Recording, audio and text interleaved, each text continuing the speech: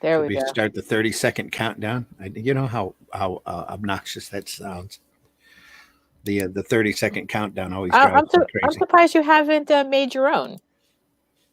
Probably should, only I wouldn't start at 30. Right. Well, because Okay. they do put a limit on how big that file is supposed to be. So Yeah, it's almost not worth having on there. It Huh. does eat up a lot of space. Yeah, you can't delete it though. You can no, or you can't. You no, can't. you can't. You have Oh, to that's upgrade. weird. Oh, No, we got the highest one. You can't Yeah. delete that. you still can't delete it. Yeah. Nope. You can't get rid of that 30-second one. I wish they would allow us to, but they won't let you get rid of it. Everything else you can get rid of. Yeah. Hey, everybody, come on in. See you out there. Come on in. Have a seat. Empyrean Vol is in the house. Hail. Indy Volters. Hail, hail. Empyrean. Come on in, everybody. Hit that like button on your way in. Don't be afraid. It's only Thursday morning. Is that all? Is that all? Yeah, really. Is that all? Yes. The week is zipping by. It's like the beginning of the year dragged, and now at the very end, it's like someone snapped the cables on the brakes. Yeah.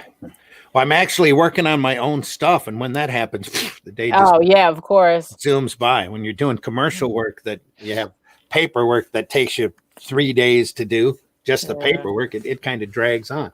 I figured what's happened is the writers finally figured out what they're going to do. Draco in the house. Hey. What they're going to do to us in 2021. So that's what's going to happen. Oh, they're having that staff meeting. Yeah. I don't know. I have aliens for this month, and they just had that article come out from that Israeli general saying that we've been in contact with the Federation for years. They don't want to have anything to do with us because we're so scattered and violent.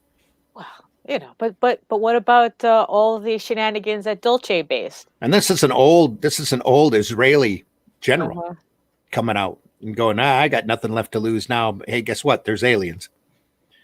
Just like all those guys from Roswell that come up and they all tell the same story and nobody wants to, oh yeah, it's just a hoax. Weather balloon. Weather balloon. Yeah. I don't blame aliens. I wouldn't want them to do it for us either. I'm sure that they look at us, point and laugh. They like go, you're doing what to your populace? Oh, that's funny. We're probably a source of great amusement for these folks. Hey, they get a pandemic. They think oil's actually dinosaur bones. We have a just crazy and plant life. Jumped on this morning. The very first thing I seen was gamers already streaming Cyberpunk 2077. Oh, yeah. Larry won't be on today probably because he had a live feed last time I looked. Yeah, they're already streaming. But I can't go pick mine up to noon because that's what time the game store opens. But mine is it. So yeah. One of the 17 that are across the street from each other, right? Yeah. They're right across. It's now it's 16 after the start of the year. They'll probably only be 13. So. Yeah, they'll start closing them all down. We'll be sad little people over here. It's weird. It's a miracle any of these stores are still open. Tell you the truth, the way the economy's been so devastated the last 9 months. Yeah, just insane. I can't understand why. It was kind of weird out there were so many of them. When I first moved in this area, I'm like, why are there so many of it? What can I possibly do with this many of the same store? They probably sat there. If you'd have asked them, they'd have looked you straight in the eye and said, "Dude, Starbucks." Well, what that's all you need to know. Well, but at least Starbucks, you kind of can use. I mean, it's like, how many games can you buy from GameStop? How many Funko Pops?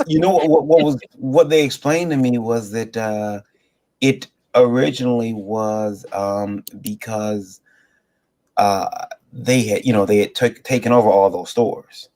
Mm-hmm. So some of those places they were stuck in multi-year leases. Oh, right. Oh yeah. So And then when they decided on top of that to spread out, they spread it out into different cities. Technically, those two that are right across the street from each other, they're in different cities. One is in Sterling Heights, the other's in Utica. Right. So they're technically in different cities. So that was their excuse. But it did benefit me because the cool thing was if something wasn't at one store, they would call the other ones. However, it wasn't until Lola started working at one where she found there was inter-store beef and drama. Of course. Yeah. So like, of course. She got yelled at once because she sent someone to a different store, and they said, "No, don't ever send anyone to that store. Send them to this store. We're friends with that store." Oh my God! It's like a little fiefdom, a little GameStop fiefdom. Yeah. We are at war with Utica. It's like it was really weird, really weird. Empyrean Vol says that coffee cup is going to overflow. Yeah, one day we're gonna have it. Just we'll do one that'll overflow and just coffee spill everywhere. Yeah. There'll be people slipping in the background, falling. At least I was able to get the koala out of it before I started pouring coffee. Right. Yes, that's true. Yes. Also, so I hope the aliens are more like Legion of Superheroes. Somehow I don't think that's the way that works. Yeah, I hope they all look like Kathy Ireland. That's like an aliens. What? Hope all the aliens look like Kathy Ireland. How do you know she's not one? Oh, that would explain a lot. Mm-hmm. Oh, it's kind of like Men in Black. How all celebrities are aliens. Yeah. That would explain. I can't see all celebrities being aliens, but it would kind of explain some of their behavior. Elvis isn't dead. He just went home. What? Elvis isn't dead. He just went home. Yeah, exactly. No, Elvis went into retirement. He's still living in Kalamazoo, dude. There hasn't been a proper sighting since they caught him in that Burger King, but that's because he knows how to disguise himself real well. Heck, he's probably working for DC drawing comics. Who knows? Hey, Randy, I got a question for you too from Indie Vote Radio. You'll like this one. I'll let you start the show though, and I'll ask. Right? Yeah. We'll start the show. Aliens don't want anything to do with Earth. Damn it! I knew we shouldn't let them see Florida. I don't think it was really Florida that did it as much as everywhere in general. No video? Everybody wants to see our beautiful faces. Not yet. We got to run the opening. Dave's in the house. Good morning, Dave. Good morning. We're all doing well. It's Thursday morning. It's time for the breakfast buzz. Here's the opening. Ready? Hit it.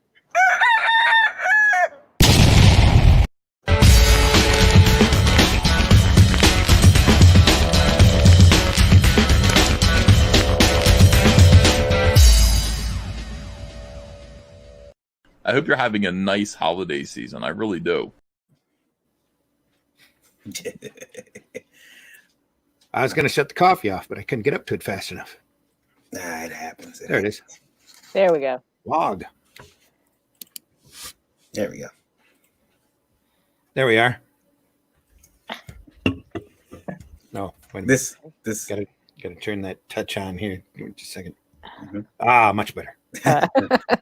This morning's Indie Vote brought to you also by, apparently, I didn't realize this when I got my Rockstar this morning, but Cyberpunk energy drink. No, it's on my Rockstar can. It's like, wow, really?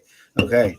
I'm surprised they even thought to try to trademark the name Cyberpunk, because you wouldn't think you'd be able to do that. It's such a public use term. Yeah. Well, I think they may have. I don't know if they trademarked it, but I think they definitely they registered the style.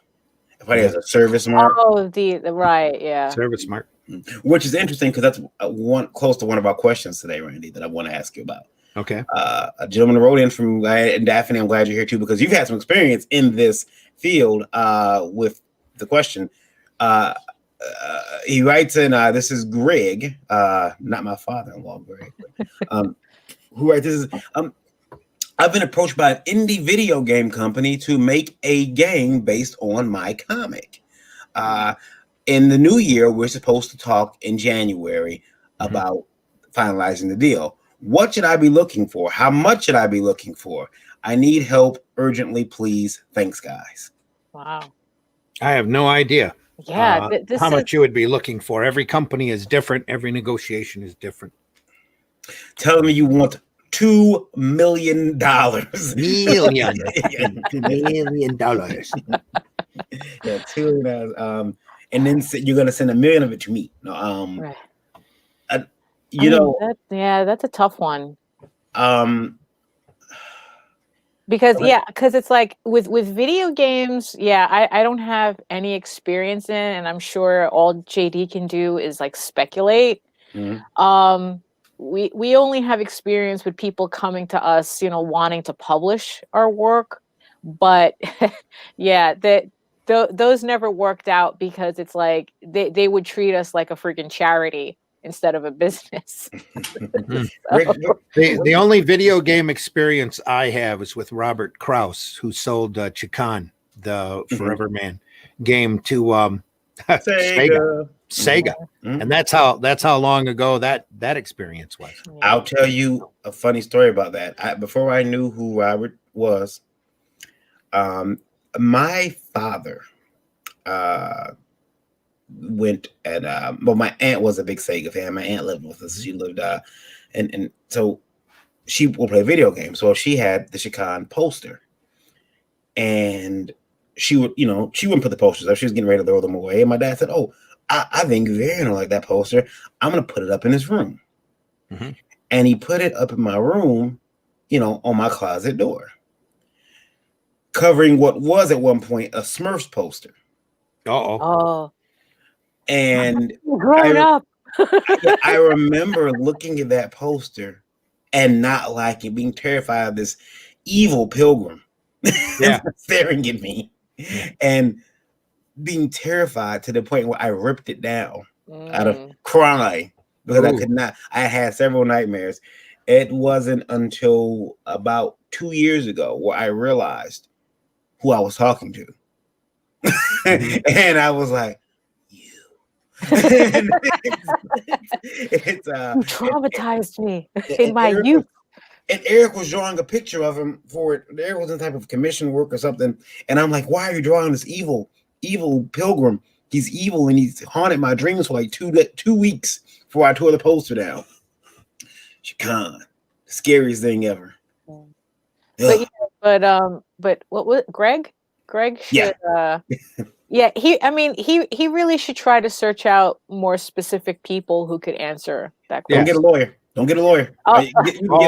No. Once the contracts are done, get a lawyer. Definitely get a lawyer. Pay for that consultation fee. Have the lawyer read it and have him tell you in plain English what everything means. Because the only thing that I could recommend before is you sign it, whatever you do, make sure that contract is not you accidentally signing away all your rights to your creation. Yeah. I in 2013, I believe, I was always on DeviantArt, and I was putting up some art, and a guy who was an Android video game designer, and I have become friends on DA, and he wanted to make a game based on a comic book that I had pitched, and he wanted to do it here on the Ouya, this game system here, and he was basically stealing the Gauntlet engine. I don't know if that's familiar with that. Yeah, we were stealing the Gauntlet engine, and he's gonna make this game, and I was excited about it, and I did some character designs for my characters, and we had actually got to the prototype, and we were getting ready to do just a really buggy playable demo. Okay. And then the Ouya decided to start production. So, but he was just a guy. He was just one guy. You're dealing with a team. They're indie. There's not gonna be a lot of money in that. But make sure, like they said, even those base contracts. Yeah. That you're not giving away your character. Make sure that you're not allowing them to take the property forever. Right. Yeah.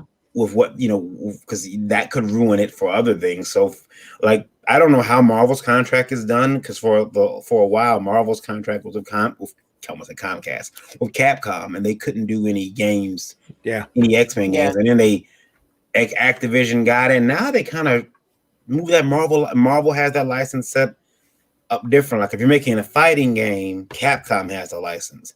Yeah, making an action adventure game, we could do that. It's specific. And that's the thing too. You have to make sure that the contract is extremely specific, has a time limit on it. Because the thing is that, like, if you don't want them holding on to your property, but they decided that, oh, we're not going to make the game, but contractually we have the rights to it. So it has to have a time limit. That worldwide rights is something else. You don't want to just give it to them. I mean, pretty much like everything that you would look for in like a publishing contract, I would think, at base level, it should be the same thing that you should be looking for in a video game contract. Even same thing with toys, action figures. You're gonna do the same thing. You're gonna be like, hey, is there a way that I can and what are you guys putting in that can change things? Because I've seen so many deals fall apart, or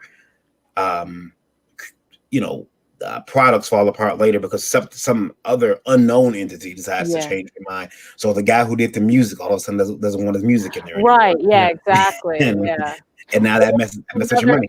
Right. Or if another company buys that company, where does that leave you? And also, I hate to say this, but do some quality checks. Because I was told by a guy a long time ago in comics, I don't know if this is true or not. Definitely know the quality of the company and the products that they do before you enter into contracts, and make sure that's something that you want your property associated with. You don't want to end up with E.T. the game. Right. Well, even then you wouldn't know, because at that point it was Atari, and Atari had a name. Right. But you're still taking a chance. The guy I spoke to was one of these bitter guys, and he told me that his comic would be a hit now. If it wouldn't have been for the fact that he let some college students make a movie about his comic of his characters, and they put it out and it flopped and it was horrible. And he felt that hurt his chances in Hollywood. But it was a student film, or it wasn't a student film, but they were students. That's like saying I'd have never done that year in college if it wasn't for my horse. Yeah.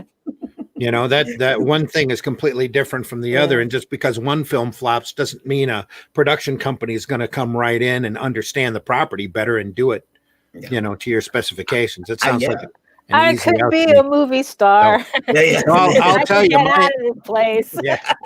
My exposure with Hollywood and that has not been very impressive. The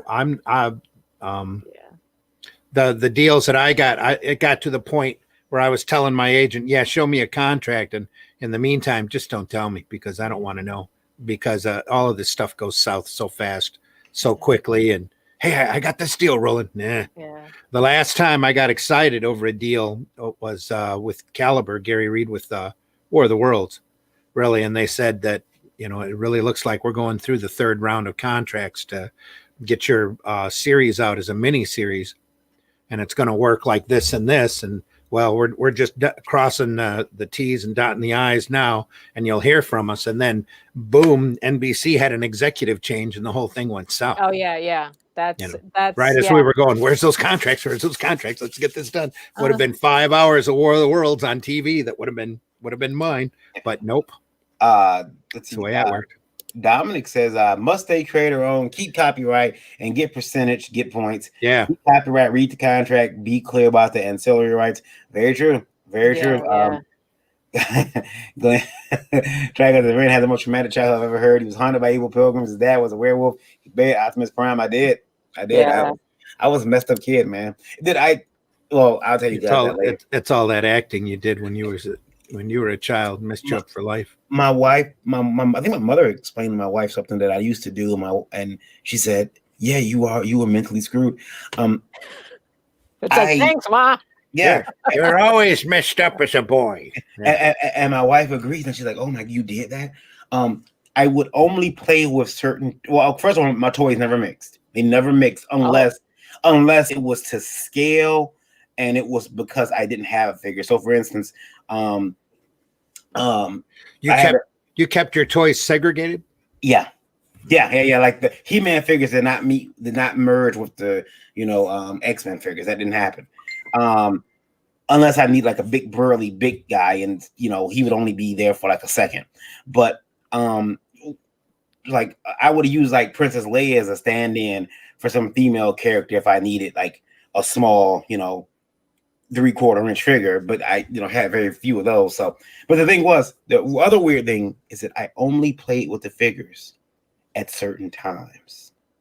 In my head, from 1 o'clock to 2 o'clock was X-Men time, and no time after that.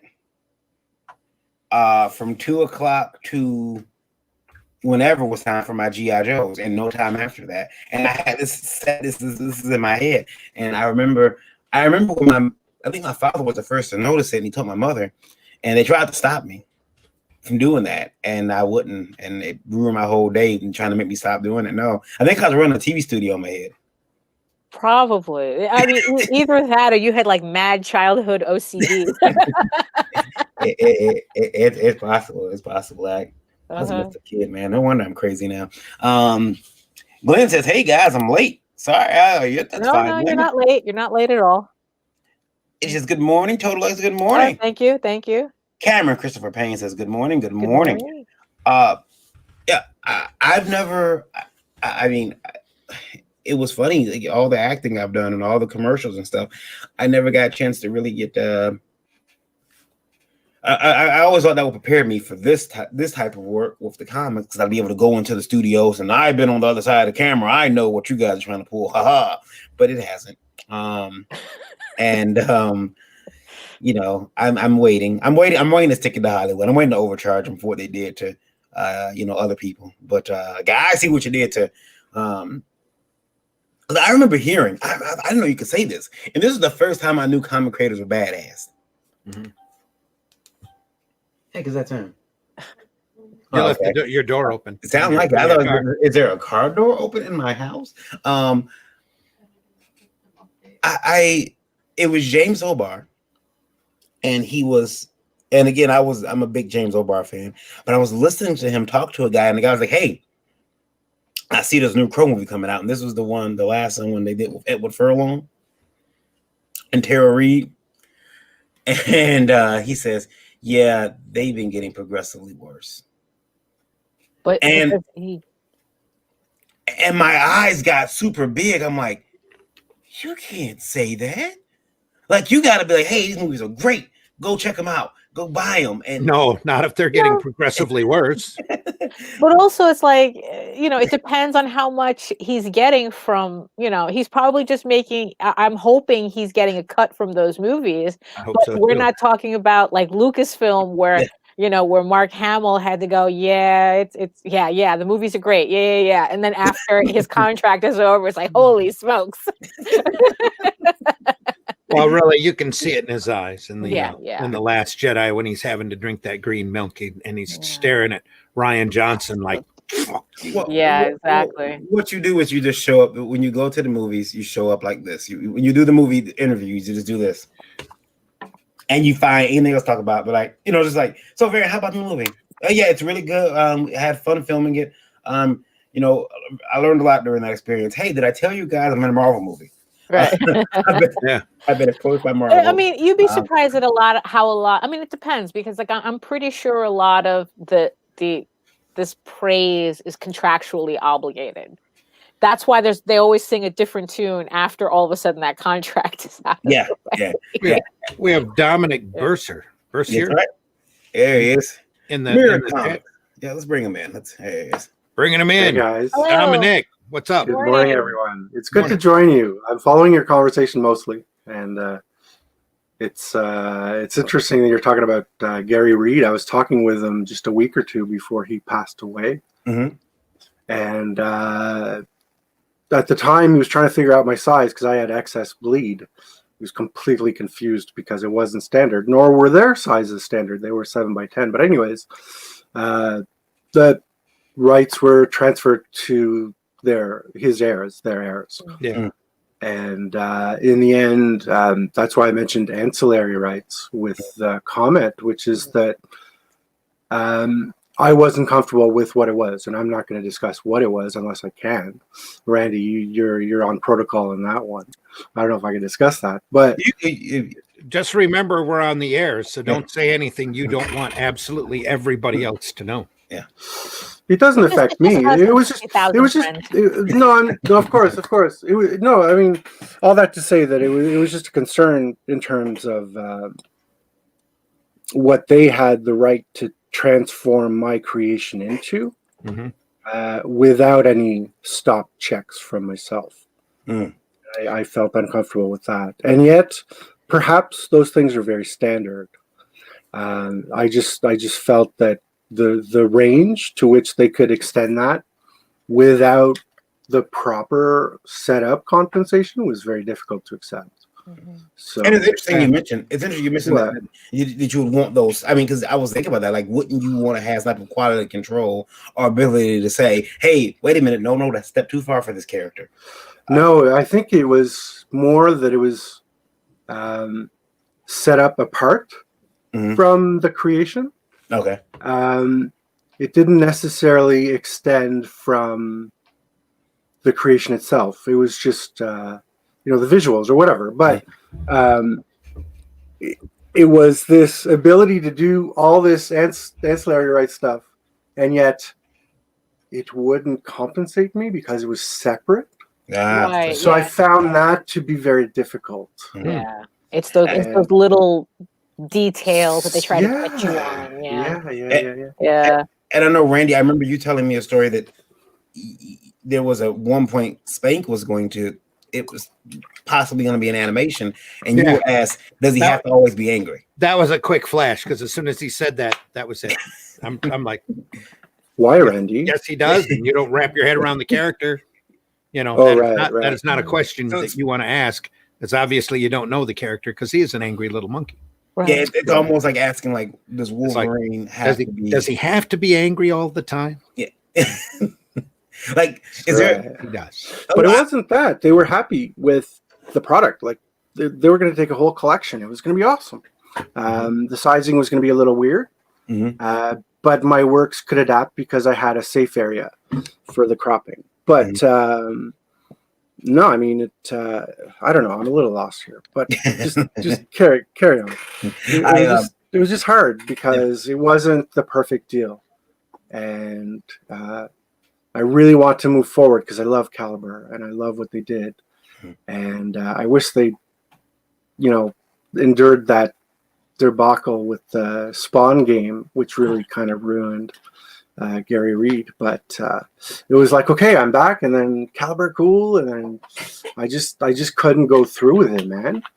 And it was those little details you were talking about, Daphne. Yeah. I mean, is there such a thing as a perfect contract, though, or just a contract that leans enough in your favor? It's funny. I'm going to jump in. Sorry. Okay. I have friends with whom I work, and there was I believe it was JD the other night who said not to work with friends. That sounds like something he would say. Yeah. Right. But I found every comic book to be a complete labor of love for me. And I had to be friends with them because it's basically being in a long-term relationship. Yeah. And then when it's over, you're not talking anymore. It's like, what? We just break up? What's going on? Yeah, so that's exactly how it feels too. Yeah. Right. Well, I like working with people that I know because I like being able to call them and yell at them and say, what are you doing? And like, if like when Randy has a phrase that I know I've messed up something when he says, what's in your head? what's going on? What the hell are you thinking? You can't do that. And I know then, like, oh, I've done something. I need to go into the site and fix something, or but it's really cool to have that. I think to have that familiarity with each other, that like. I could ask you, what the hell are you thinking? Yeah. What the hell are you thinking? Yeah. Bump your head. Yeah. You big dumb head. Look what you've done. Because that becomes about the relationship and how much you trust them, as opposed to what do you infer from the contract, which may be interpreted completely different by the other party? Yes. I do from Indie Vote Radio. Another question. Glenn, you're not late. Good morning. You're fine. Good morning, Total Excellence, Itchy 5. Not sure who you are, buddy. Itchy 5. He's been here before. Indie Volt is the place to get voltage out of your morning. Yeah. Okay. I'm gonna provide Randy a whole list of people who come on the show regularly. Good morning. Some of these guys change their names and just can't keep flowing with it. Morning, Grant. Grant says, good morning. Morning. Freaking construction. They start working outside my house at 7 a.m. every morning. Well, hopefully at least they stop by 3. Yeah. I remember they came and started putting on my roof a week early. And that was a shock. When you wake up, like, well, who's on the roof? Yeah. Wow, they just go ahead and start. Okay. Yeah. Like, Glenn, go get your wife, Glenn. Yeah. Don't worry about us. We're archived on YouTube. Hello to from all of us. Much more important to have that happy home life, buddy. Yeah. Go. Don't worry about us. Daniel says, all I know is my any adaptation of my work is gonna have me be hands-on as a consultant. Yeah. And here's what I found out about that consultant role. Right. The consultant role is usually, okay, come to the set. Hey, have you seen the beach? Hey, John, come take Randy to the beach. Show all of LA. And then Randy's Remember, George Lucas is a consultant too. Yeah. And look at what happened to him. Yeah, exactly. Anyway, all of my properties have different varying levels. You know, if they were to be taken, or all my IPs, some IPs, it's like, hey, go, let me catch that check. Thank you very much. Right. See you later. And other ones are like, I want to be right there. Just like Daniel said, I want to make sure this works right and that character's right, because there's a specific vision in my head. I'd be very hard to just be able to wave at the Aniverse and have that go on, because a lot of those characters, even now, even if I haven't touched them in a couple of decades, are very vivid to me and very precise and have a very set timeline that I don't want to screw up. Randy, just put me in charge. I'll be the I'll be the liaison. I'll call you and say, Randy, everything is going fine. Exactly. By the way, Mischievous is she's a leopard now, but don't worry about that. I've lost friends over working on comics. I mean, there's something to be said about it's that relationship thing, right? Yeah, but it's exactly. It's like, but there's something to be said about having that professional distance too. But at the same time, it's like, it's comics breaks your heart in a lot of different ways than one. This one is from T. Tyler. T. Tyler from Indie Vote Radio says, hey, hope that's Tim Tyler. Tim, if that's you, we need to have you on the program, buddy. Well, he does some amazing work. I'm not sure this is that Tim, because this might not be. Could be Tina for all we know. Go ahead. T. Tyler says, hey guys, got a question. I'm feeling rather down. He says that okay, I draw in a style that I enjoy, the Rick and Morty style. Okay. I've released 2 comics, and people keep telling me that I'm ripping off Rick and Morty, even though my story is something like theirs, just the art style. I feel as though I'm not getting respected as an artist, and my creation isn't getting the attention it deserves. Any suggestions? Send me some samples, randyjzim@gmail.com. Let me take a look. Okay. Yeah. We kind of like touched upon this, I think, last night, where we were talking about like building your style, and I don't want to just dismiss it by saying it's a phase and you'll develop your own style. But I think when you do this long enough, that's eventually just naturally happens. It's like, you're still finding your voice, so you're borrowing somebody else's because you like that style, which is fine. But I think if you just do this long enough, your own style will begin to come forward. So people are always going to be nasty like that. They're always like, oh, your stuff looks like this, your stuff looks like that, it reminds me of this, it reminds me of that. I mean, I wouldn't care too much about it if you kind of like have an idea as to where you're going with your stuff, you know, and if it stays like Rick and Morty style for the next 5 years, that's fine. But eventually your own style will start coming through, and then you'll find that people will stop saying, oh, it looks like this, it looks like that. I mean, maybe they will anyway, because people like attaching things they recognize to stuff. So pigeonholing is easy. Yeah, it is. It is. I guess, you know, yeah. Oh, I'm sorry. Imperium says this is especially true if you draw and write your own comic, but the comic can be very personal. I feel like I love all my own characters, which are all more or less have different aspects of me in them. Yes, Sure. Yeah. Role very playing. true. Yeah, I do. To the Rick and Morty guy, just bull on through, man. Yeah. Keep on powering through with your own vision. If your stories are good, they'll find an audience, regardless of style. Yeah. I would say, you know, because I feel bad like telling them, well, pick a different style. You know, if you enjoy drawing in that style, then I was to keep on until like they reach out and say, hey, cut it out. No, style. I don't think you can't copyright a style. You know, any more than Disney can try to stop people from drawing in their style. Yeah. So unless he's copying stuff directly from I guess like I mean, even then, that's very rare that I see that happening. I just wonder if I guess their complaint could be you're confusing the market. You're making people think this is a part of our thing. Well, that's why I want to see his stuff. But because if that was the case, the first minute he was out there, he'd get a cease and desist from somebody. Yeah. But the thing is, though, drawing in a style is not the same as him doing like Rick and Morty fan art. Yep. Yeah. So I don't think if he's doing his own stuff, well, we don't know if they're doing their own stuff, I wouldn't worry too much about it. And you can't copyright a style, can you? No, you can't copyright a style. You can copyright characters, though. Yeah. Right. No, you can't copyright a scent either. Specific. Sorry? What? You can't copyright a scent either. Right. Just like you can't copyright clothing. But you can copyright the formula that gives you that scent. Yeah. Right. Yeah. You can patent that. Yeah, you can patent it. Yeah.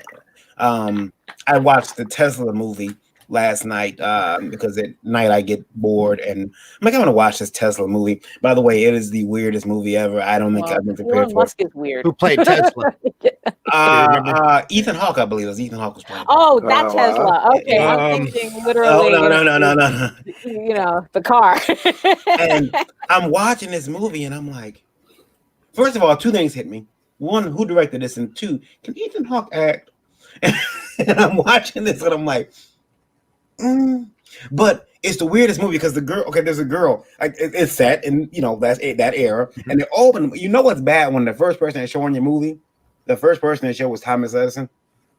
Yeah, and you're like, I thought this was a Tesla, but they show them working together. Yeah, and this girl she's dressed up and she turns to the camera, she breaks the fourth wall. I'm like, okay, it's gonna be one of those movies, you know, no Zach Morris Time Out, no Deadpool type of. She just broke the fourth wall.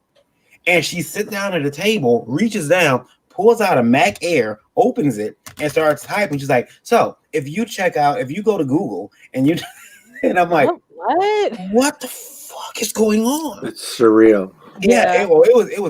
And there's a point where they're leaving the party and they're playing dubstep. And I'm like, I want to wake up my wife, like, and check my pulse. Am I? Elon Musk might as well have been in it.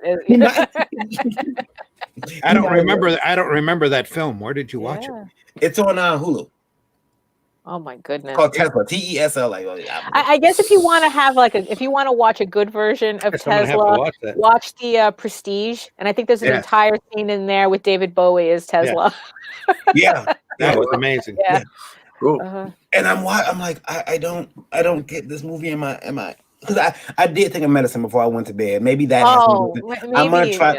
I'm gonna try to watch it again. But I'm like, did I hallucinate this? Is it full of this stuff? There's bits and pieces that there are. There are parts where they go back and they're actually doing a film, like, you know, they're acting, and then there are parts where somebody will turn to the camera and start talking. And then they'll bring up pictures like, this is his mother, this is his dad. And when that girl brought out the MacBook and opened it and started typing, it's like, Google this. There's only, there's only 8 images of Tesla available online. Thomas Edison loved fame while he has all of this and this. And I'm like, why did you have a MacBook on? Hey, like I get artistic. Well, yeah. Because you weren't expecting it. Like if I like A Knight's Tale is set up to be like this whole mix. So you're expecting it. It's a great movie, by the way. So you're expecting it. But I mean, if you go in expecting like a pseudo documentary about Tesla, and then you're getting that, it's like, I was expecting a movie about Tesla, and it was like, what? Why are they on roller skates? Right. Oh no! Why is everybody rolling? Wow. What is going on? And I mean, again, I'm looking at my pill bottle like. Did you get the right pill bottle? Yeah, it was very weird. Cameron says he loves Ethan Hawke. Don't tell the one. I gotta admit, I get Ethan Hawke and Gattaca. Stephen Dorff. Is that Stephen Dorff? Oh yes. I think all the time, but yeah, it's Gattaca's good. Yeah. From what I saw, the film trailer looks like a weird trip of a biopic. Yeah, it is. It is. All right. Yeah. Daniel, we gotta get you on at some point, by the way, on the show. I've been we need to get some guests on here that we can have Randy run through the ringer and ask them questions, because the next question Randy's gonna flip out about. T. Tyler really needs to send me some of his stuff. RandyJZim@gmail.com. I really want to look at it. Yeah, T. Tyler, I know, obviously, I know you're listening. Randy J. Zim, Randy, RANDY Zim @gmail.com. CIMM. Yeah, send it to Randy, let him take a look at it. And, obviously, Randy will write it. You write him back, right, Randy? Yes, I will. You'll write him back. I definitely want to see it. And I'm in all seriousness, I will give you some input. The next one, Randy, is from Susan. Imperial Vol says Elon Musk is an alien. Because if it ain't Bowie playing Tesla, I'm not watching it. Exactly. Yeah, Grant says, I love Ethan. Yeah. We had that already. Don't tell me. Don't tell no one. When I saw that film's trailer, it looks like a weird trip of a biopic. Yeah. From Susan. Susan says, a coffee. Hey, Jim, thanks for being listening on the show. Someone else. Susan, go ahead. Susan says, she used to own a comic store. She said she owned a comic store up into 2015, and she does not agree, Randy, with your statement last week, which is not last week. It was Tuesday, but I guess she probably wanted me to read this Tuesday. As in her opinion, independent creators, publishers don't want to work with comic book stores. They want to take over the location and put their books up front, center stage, knocking back all the Marvel and DC books. They also don't know how to play well with the owner, and they don't take the owner's monetary situation into consideration. Well, Susan, it sounds like you've run across a couple of really bad alternative. I was about to say, it's like independent creators. The bad blood you're feeling, don't spread that across all of the creators. Just remember, everybody, and these are different times too than your 2015 store times. Especially with what's happened in the last year, and with Diamond's performance and lack thereof, and more open-mindedness as far as more distributors coming in and on board. There's a lot more open-mindedness in the independent market. Plus, those independent guys are starting to get a larger base. Everybody wants their stuff up front. Absolutely, everybody does. Everybody wants their stuff running, and you're going to end up running into some obstinate idiots who don't want to grasp or be empathetic to your business needs. That's going to happen, absolutely. But don't spread that among all of the other independent creators, because some of us out here, like myself, I retailed for 10 years. I met my wife at a comic shop while I was retailing. Thank goodness. there are people out there who are very sympathetic to the retailers, very sympathetic to the retail causes, and are more than willing to bend over backwards and understand where your bread is buttered and where the major corporations are still capable of pulling people in. If only Marvel and DC really cared about you and the retailers out there, we wouldn't be in this situation. It's a very interesting ladder, very interesting set of steps that have happened. If Marvel had bothered to cater to, remember, if you've been retailing for a long time, you remember back when Batman, the first Michael Keaton Batman came out, and how well DC marketed, merchandised that movie. Boom, boom, boom. Everything for that retailer. Those retailers were the retailer that didn't have Batman out in their front window, that didn't have all of the merchandising and all of those fantastic toys and tie-ins, were really missed out on a lot of cash. Marvel and DC don't do that for you anymore. You might be lucky to get a movie adaptation. You might be lucky to get a couple of tie-in toys, but most of the time, instead of showing you Black Widow when the Black Widow movie comes out, they want to introduce you to White Widow and Gray Widow and Pink Widow and do everything else other than cater to the person that's walking into that door. And that person walking through that door, I'm sure you'll agree with me, is your most important link. That's the person you get money from. And all Marvel wants to do is abuse where they get money from, and that's the retailer. And they've treated these retailers like crap for years, and they've just taken it. It's amazing that all of the MCU movies should have been hardcore merchandised. Every last one of them. Instead of bringing in Ironheart, you should have had the life story of Tony Stark available. And you should have had Tony out there doing what he does in the movies. You know, and what happened to where was that? That wasn't around. But you guys talked about this before, where the client is not the customer that they have. The client is the store. Yeah, to Marvel, this is based on, but this is because there's no returns, right? Yes, to Marvel and DC, the client is that retailer, and they're out to drain that retailer of as much money as possible. Well, isn't it a form of gambling? Isn't what a form of gambling? Well, to be a retailer, like you gamble on what will work. Yeah. Right. Running any business, I would think. Not for Marvel or DC, though, because every piece of poop that they kick out, they don't have to take back in. That's right. The only thing they have to worry about is when they try to save money on overruns and how much money they can possibly get from Ollie's and Book Warehouse to move the overruns to that they couldn't convince the retailers to buy. Oh, I see. Yeah, that's there. Other than that, every comic, every floppy that's out there, as soon as that's out of their door, that's money for them. Boom. They don't have to worry about making a product of any quality. Yeah, but it lands on this poor retailer's lap in 2015. Yeah. Well, starting about that and then physical indie creators walk in. And it's like, this is the last. This is the straw that breaks the camel's back. I can't take it anymore. Well, no, it's more like who's this person walking? They didn't see it back at 2015. Most retailers were even lucky to see a diamond rep even once a year, right? And have them make the rounds. Randy, that's a good question. They didn't care. From Jim, he says, Jim O'Reilly says, is it Marvel and DC or Disney and DT's fault for not helping retailers capitalize on the movies?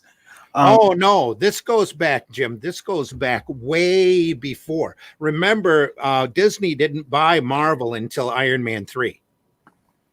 The AT&T is brand new to DC. Warner Brothers was in charge of them before that, still kind of is. But AT&T is the big honcho now because the little fish got gobbled up by the bigger fish. The bigger fish was AT&T. But this stuff has been going on for decades, ever since the direct market started. When that direct market kicked in and Marvel and DC figured out that they could put books out there they didn't have to take returns on, their quality, they stopped worrying about their quality.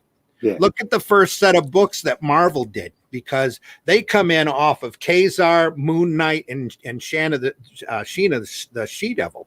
Those were the first three books that went to the direct market. Moon Knight was coming off an amazing run by Sienkiewicz, and he kind of stayed on the title for a little bit, and then somebody else come on, and the whole book went right through the floor. Kazar was a mess right from the very start. In my opinion, it was a very substandard product, especially for Marvel. Shanna was okay, but she still didn't gather any type of a base. But these everything everything that these guys did at Marvel and DC should have been catered to the retailer, not just to grab their money, but for the retailer. Good morning, Sarah. In order for the retailer to appeal to fans and move this stuff out the door at the quickest rate possible. And they didn't do that. They were worried about the variant covers. Well, if you buy 25 of this book, we don't care if you sell that book at all. But if you buy 25 of this book, you'll get this one rare book that you might be able to put up on eBay and sell for a little extra. That stuff stinks. That's a lousy gimmick that the retailers, if they had organized early on, could have stopped. And they never did. They just took it, and they've been taking it ever since all of this. We kept saying for the longest time, before this crowdfunding stuff started, if Marvel and DC were to stop their variant covers, they'd lose 80% of their market, because most of these retailers were out there buying the 25 just to get the one, because they knew they could move that one, and they put the price on that one to cover the cost that they had to pay for the previous 25 that they stuck in a back long box somewhere and took to shows or whatever and tried to blow out for $1. If we fix the model, can we fix the market? The model has to be fixed or it's going to die. Yeah. And we know that Marvel and DC don't care. They don't. Right. DC's cut all of their books out. They've flushed all of their editorial staff. They've even sworn they're going to cut their titles down to next to nothing. There's even big rumors that they're out of here in June. We're done. We're done printing comics in June because it's just not worth their time. We're going to put everything up digitally. Well, how's that going to help the retailer? I was going to say that. And where's the money to replace all of those titles that are gone? In the meantime, Marvel just keeps mimeographing the same crap over and over again and sticking it back out. Captain Marvel 1 through 6 didn't work. Well, here's the life of Captain Marvel. That doesn't work. Here's Dark Captain Marvel. That doesn't work. Here's the twin of Captain Marvel. And that doesn't work. Well, we know you love Captain Marvel because we sell so many of those books. Oh my God. Well, it's amazing this industry hasn't collapsed under its own weight like years ago. And people have the nerve to be surprised that this is happening now. I'm getting on that soapbox again. Go for it.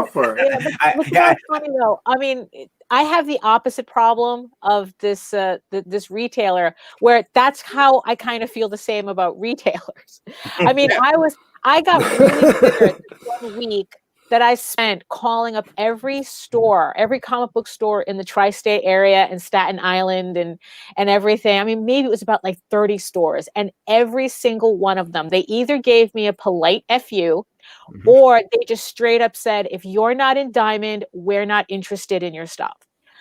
And it's like, you know what, guys, F all of you. When you call up that many stores and you get the exact same result, it's kind of hard for me to be sympathetic, and I'm trying really hard not to paint everybody with that brush, every retailer with that brush, but it's tough. We want to really thank Susan for writing in and for voicing that opinion, because that opinion that she voices is the same as retailers that are out there that are still in business that want to know the same thing. Why are you independent guys idiots? Yeah. In their mind. And we're sitting here going, why are you retailers so bullheaded? You can't see that you're about to run headlong into this huge brick wall. You're not going to survive. Yeah, exactly. Because we're figuring out a way to get around you and Diamond. Yeah, exactly. Yeah. And it's not your fault. It's not the retailer's fault. It's Diamond's fault. Yes. Because Diamond went through and has successfully chased off this business. And we knew that was going to happen back in the 80s. We saw that. We saw the water circling the drain back then. As soon as Capital City was done, we're like, oh, it's only a matter of time before Diamond's going to chase everybody off. Because every time they made a new hoop or their representative was standoffish to anybody or us, they lost an account or they lost somebody. Think of all of this talent that's been flushed in the last 30 years of people that have banged their heads, like myself, banged their head against the wall against Diamond and said, well, screw you guys. Obviously, you don't want me here. I'm going to go over and start drawing video games or do storyboards or work in animation or go wherever, even though my first love was comics. This is why it goes back to Tuesday and the thought that Stinch said there's a ceiling. He can't see it lasting more than 2 or 3 years. That's not right, because the longer we're out there, the higher up, the more money we keep making as independent guys, Mhm. the higher that ceiling keeps getting, because we're attracting more and more people every time we have a big successful campaign. And it might only be one or two new people that come in that see that crowdfunding's making viable books that people want to read. Every sale in crowdfunding is a missed opportunity for a retailer. That's got to really be upsetting to them. Well, yeah, we've really- gotten really those does. letters. Yeah. Have they noticed? But it's not our Yeah. fault. It's not our fault. It's Well- the fault of the system. It's the fault of Diamond. It's the fault of Marvel and DC not making a competent product or hiring competent people to do that product for them. Think about, and I'm probably speaking too much here, but think about where this market would be if Marvel and DC were open to people that actually had talent instead of people that fit a specific box. Oh, you wrote a YA novel. You can write comics, instead of going out and going, oh, you've got a successful adult, or not adult, alternative comic book. You need to start doing stuff for us and start making us money. If they had thought in that direction, we wouldn't be here. Yeah, How can we that's get We'd back be to working for that? Marvel yeah, and that's DC. the equivalent of hiring from inside. Like Yes. they could have just as easily looked at all of us and picked the cream of the crop, and knowing that we know how to do this, but instead they're going to go get a mattress guy, a guy who sells mattresses to run a Kinko's, or something. I mean, it's like, what does one have to do with the other? Jim says It's the YA author or the person who's had the commercial art career that does cute pictures that they think will appeal to girls, instead of going out there and finding people with experience in the market and go, hey, we want to expand the market into a female readership. How are we going to be able to do that? I want suggestions on my desk tomorrow. Right. And there's plenty of people who do that stuff already. And the thing is too, one does not have to come at the expense of the other. Well, that's Yeah, what that's I'm what I'm saying. saying. Sometimes it can be cool. Yeah. See, but the problem is that if it was a fair system, talent would always win out. So the people that wanted to do comics, actually wanted to work in sequential art, would be working in sequential art. Instead, now you've got a bunch of people that are pulled in off the street because they wrote the article for New York Times or whatever, talking about their ism or whatever box that they checked, and they're in comics long enough to try to get a Netflix deal or to try to get the next streaming deal, or they see it as slumming. Still, that's really the thing. It's like that they're stomping on our backs for that Netflix deal. Yes. It's not that they're doing comics because they love it, and they grew up with it and they understand the nuance of it and everything. It's like, oh, comics are hot. Let me do that for a year so that I can sell it to Netflix. And I can do an entire video. Does that ever work? Pointing. Sometimes, not very often. Usually the stuff enough for people to think that we're some kind of magic elixir to riches. I could do an entire video about the history of Image Comics and how, when it started, there was a bunch of kids with stars in their eyes that decided that they were going to do the books that they wanted to do. Yeah. And did the books they wanted to do, and the retailers made a ton of money off of them. How much money are you making off of Image now? You're lucky to see Saga. And that was how many years ago? 10, 12 years ago. You're lucky to see Walking Dead. That was how many years ago? That's even stopped now. All of the other stuff that Image is showing out there now, most of it is all catered for Netflix deals. That how much are you getting, retailers, after that issue 6 comes out? Are you lucky to see a sequel? What is Image doing to you? Right. Are they skewing into the ditch and missing the point entirely of comics? I think the majority of the comic companies are doing that. Yeah. They're just going, because they don't care. Half of the mentality out there is that print is dead. Randy, I got the last 20 years. Randy, I got a message from Eric Larson, Todd McFarlane, and they said they'll see you out in the parking lot. That's what I'm talking about. It. Beat up an old man if you want. Come on. Right, yeah. Jim says, also, as long as retailers buy the product, they can boast high sales, even though that doesn't equate to customer sales. Yeah. And seriously, though, it's not Todd's fault. It's not Eric's fault. Yeah, Eric Larson. It's not Eric Larson's fault. Too. It wasn't their fault that there was a giant speculative market too. It's the people at Image in the executive position, because Image is a company that's geared to never lose money. You don't lose money. Image doesn't lose money on an Image book. Not very often. I mean, I'm sure that they do, and they have in the past, because they can't recoup the money from the people who doing the book. But you do an Image book on the promise that you're going to cover Image's butt on their minimum, on their needs, whatever they need. Image doesn't lose money. I know writers who will do a project and pay everything out of pocket just to make it to 5 issues from now, so that sales can uptick again. So well, they're hoping that once that trade comes out, that they'll recoup their money on the trades, and that doesn't always happen. But Image doesn't lose money doing it. No, exactly. I know Jim Zub, who did Skull Kickers before he worked at Marvel. He's out of Toronto, and he writes about this extensively. And he said that for Skull Kickers, for a number of issues, what they had to do was resort to the gimmick of an endless number 1 issue. So at first it was interesting, then it was like wonky. Then it was like, what the heck? And then after 6 number 1s, it was really interesting. It was kind of hilarious, so they went with it. But he had to pay out of pocket every time to make sure his team stayed happy, to make sure he had that quality. Yep. Whereas he was contrasting that with Battle Pope, which was killed because the sales weren't up. It wasn't about the character. It wasn't about the character art. It wasn't about art. Mm-hmm. It wasn't about the story. It was simply a relationship to sales. Did Image ever print any Battle Pope? I thought they did. They did a number of issues. I remember seeing them on the shelves. They might have, and I'm not aware of them, but I thought Kirkman stopped that when he started Skybound because he thought Battle Pope was a little too rough. Oh, is that why? Well, okay, the story I heard was that the sales were down. Wrong. Yeah. Well, I think maybe both of them kind of created a perfect storm of let's not do this anymore. Daniel says, whoa. I think the people that working at DC and Marvel have talent. You can't disagree that they... you disagree with what they write. It's kind of rude to say that none of the people there have talent. Plus, DC's YA books are selling well. Prove it. DC books are selling well. I want to see numbers. They're not releasing numbers, are they? I haven't seen numbers. Well, and if they were selling really well, why did they fire the editor-in-chief that was in charge of that line? There's a reason for that. The YA author. I think also that Starfire book that everybody's screaming about, I think that was in the pipeline long before that might be one of the last projects that editor-in-chief was responsible for before she was kicked. We don't know what the YA market is doing. We hear a lot of big stories.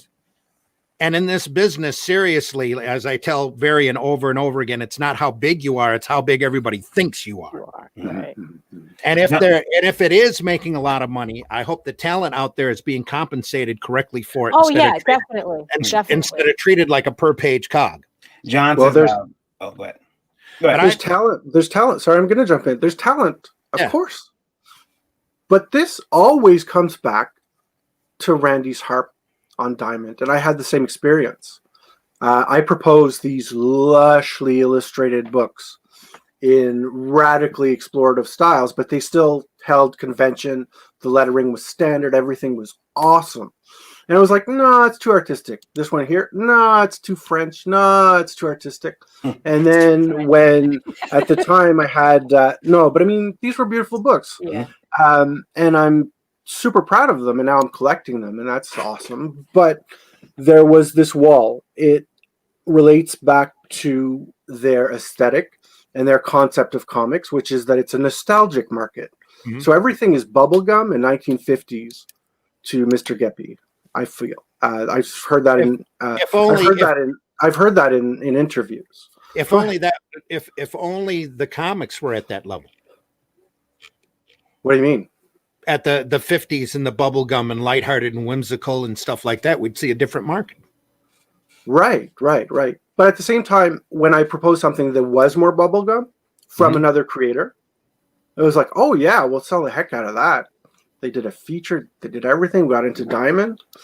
I didn't feel it was a huge success. We sold, a few hundred, whatever. Mm-hmm. I feel had they been balls out with those exploratory comics from the early 90s. We're talking about the British invasion and whatever post that.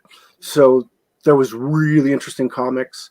Mr. Punch was probably the biggest example of that from McKean and Gaiman. where it was completely radical. And I don't think Diamond really championed that, but Vertigo had the strength at the time. Yeah. So where are comics left? Well, we have Kickstarter where we're free, and we have Diamond where we're not. So how do we fix that? Well, but I was just going to say that everything comes back to the systemic problem of Diamond being non-returnable. And the whole system is like comics were not the comics were non-returnable before Diamond became the exclusive. Okay. They were long before Diamond. In fact, that's a whole nother very interesting. So is it a gatekeeper issue? Is it a gatekeeper? No, issue? I think. Well, it's been a mentality issue about demographics as far as Diamond's concerned about what does and doesn't make a proper comic in their eyes. Yes, right. But that's not really the main problem. The main problem is you've seen a quality level decline so seriously and so quickly within the last, even at Marvel, probably since Jemas was in charge. Things have been spiraling downward so far and so fast that you can't argue with the talent leaving or jumping ship or not being efficient or sufficient just by looking at their numbers, constantly spiraling downward. And that goes to what Jim says. They should treat all their talent better. I think you treat talent good, they'll keep working and they'll stick around. Grant says, Todd McFarlane has even said in interviews that he encourages people to think of comics as a testing ground for movies. That's a shame that Todd said that. But Todd is a toy maker now. So. Yeah, but the thing is, though, it's like, Todd has always said questionable things like, oh, you don't need a writer. So it's like I don't take his advice very seriously. But to go back to Daniel's comment though, because the funny thing is that I kind of, even though I've been in comics, for as long as I have been, I'm not really a fan of the mainstream. I mean, it's like sometimes I feel like an outsider, when I'm seeing everything that's going on with DC and Marvel, and again, just to put it out there for transparency's sake, I'm a catty bitch independent, comic book artist, so it's like if I could take a pot shot, I will. But the thing is that what I see is that what really bothers me is that this whole trend that is that instead of expanding the market, they want to replace their niches. It's like, okay, they have all these legacy characters. So it's like, okay, they want to do a book, they want to do like these books where they're exploring the characters differently. Instead of creating a separate imprint for that, they want to replace the legacy characters. And then they wonder why everyone gets mad. Yeah. And it's like, well, why do you need to replace the legacy characters to begin with? I mean, you can have both. Exactly. A friend of mine said they really botched that up where you don't have the six you don't have the original six in the NHL. Then say, well, we're going to have a new six, but the original six disappear. Right. It makes no sense. Yeah, exactly. So it's like, so I can understand the anger that people have towards Marvel and DC, but at the same time, I'm like going, okay, at what point do you kind of just say, you know what, I'm done with you guys. You guys, obviously you're more concerned about, rage clicks and rage journalism rather than creating like quality books. So I'm done with you. I'm not supporting you anymore. This is the real definition of canceled, by the way, that I am not financially supporting you or emotionally supporting you anymore until you learn your lesson. And if you don't learn your lesson, it is not my loss, it's yours. And I'm finding it, as more time goes by, more incredibly ironic that Marvel is constantly, and some of their people up there are constantly talking about diversity and inclusion. Yeah, but when they're not as a bait. It's a trap. Yeah, they're not working in that direction. They're, instead of expanding, they're excluding.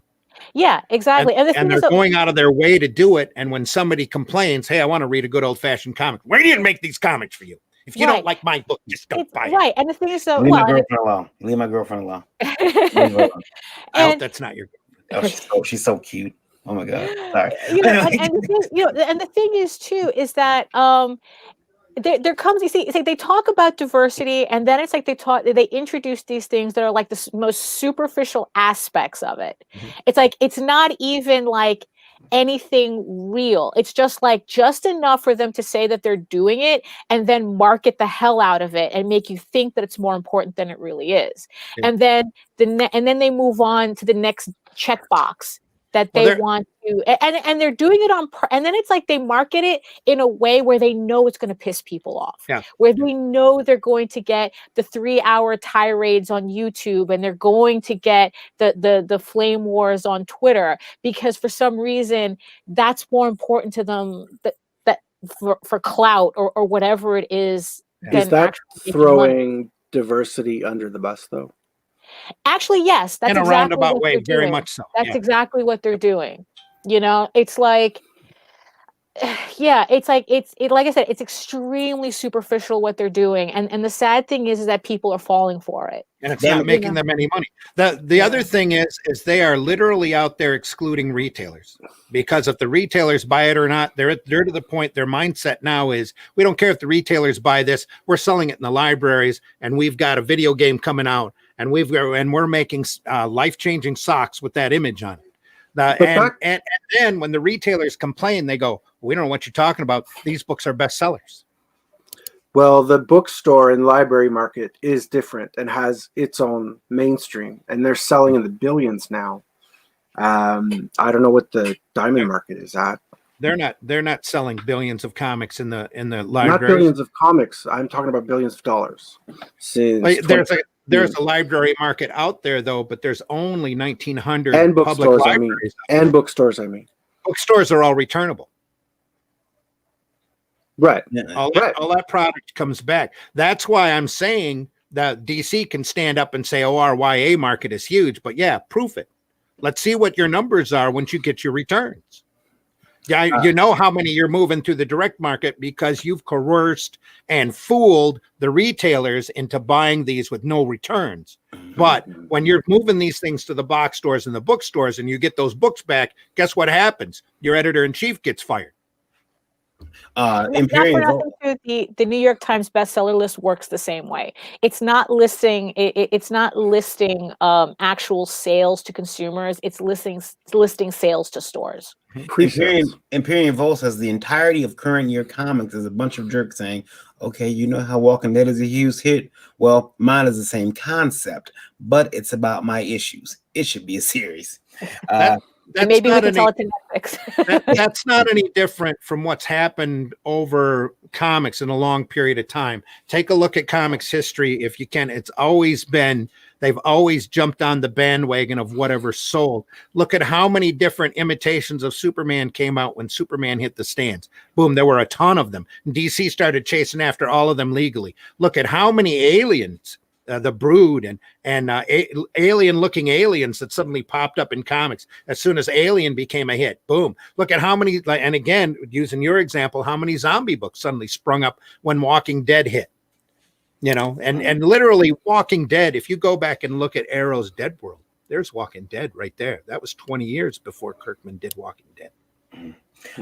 Imperial also says, I will kill for some lighthearted gold, silver age comics that were just about heroes and funny animals and such. Working on it. Yeah, well, I have the funny animals, but it's not lighthearted. There's a he says Sonic the Hedgehog was the last one. Cries. I remember Sonic, and Sonic even turned Imperial. You remember that? I remember that conversation we had. Yeah.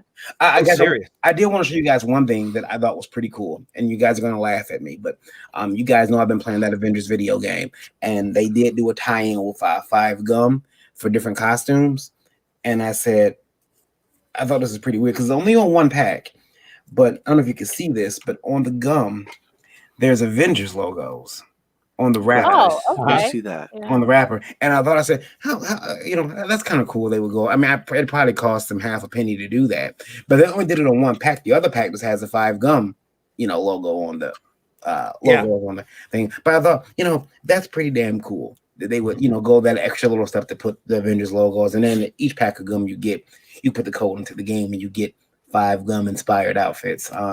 Right, but the point is that they spent more effort putting that Avengers logo on the gum wrapper than they do tying in their product with Right. comic book stores so Right. people would know where the real association is. It's like we were talking about that book that come out last Christmas? Was that last Christmas? That was so offensive because it was set up like children's stories and it should have been comics. Yeah, Daphne. I don't know Comics, if you're watching sequential art. I got an advent calendar. Okay. For Christmas, and it was a Marvel advent calendar. And I said, and it's like, and it says in there like, and you bought it at Target, not a comic book store. No, I bought it at Walmart. Right, exactly. Each day was a beautiful, tiny little book. Yeah, with a character. Yeah. What? And so you could, and you never knew what you were getting. You never knew what character was going to be. So you opened it up that day, you're excited. And I remember I opened it. I think I did it on air. And it was all their movie comics. Yeah. It was all their movie characters. One was Iron Man, one was Spider-Man, one was Thor. Yeah. And so each day is a little book. Yep. Yeah. Each is a little 25 little books like that. Yeah. Now, is it just folded? Is it just folded, or does it have a staple? Each book, it was folded and stapled. It was saddle stitched. Yeah. Yeah, it was. I thought of that about 5 years ago. But each book was written like a kid's book. Yeah, with pocket text and maybe a picture. And the pictures, you have to find it so you can see it. Yeah, I'll dig it out. Each book was instead of putting comics in it, even taking Kirby stories and breaking them down and simplifying the comicsology stuff. Yeah, you ended up with a really bad small golden book every day. And they missed that opportunity to train kids on comics. Here's what sequential art looks like, kids. Isn't this fun? Okay, so we're pushed to the wall here. Are they trying to destroy comics, Randy? Hold on, he has to bring out the bigger soapbox. No, I don't want to go there. I'm just like, why would they want that? Because they perceive comics, because it has been to a major, more than major. It's too volatile. It's too volatile because of the creators. Comics have always been male power fantasies. All right. And that can't happen anymore because it's now a feminist world. Well, it's not necessarily bad to have everything. All of these books all have to be replaced. Thor is now a female. Iron Man is now Ironheart. Captain America is a Nazi because he's an old white guy and we need to flush him out anyway.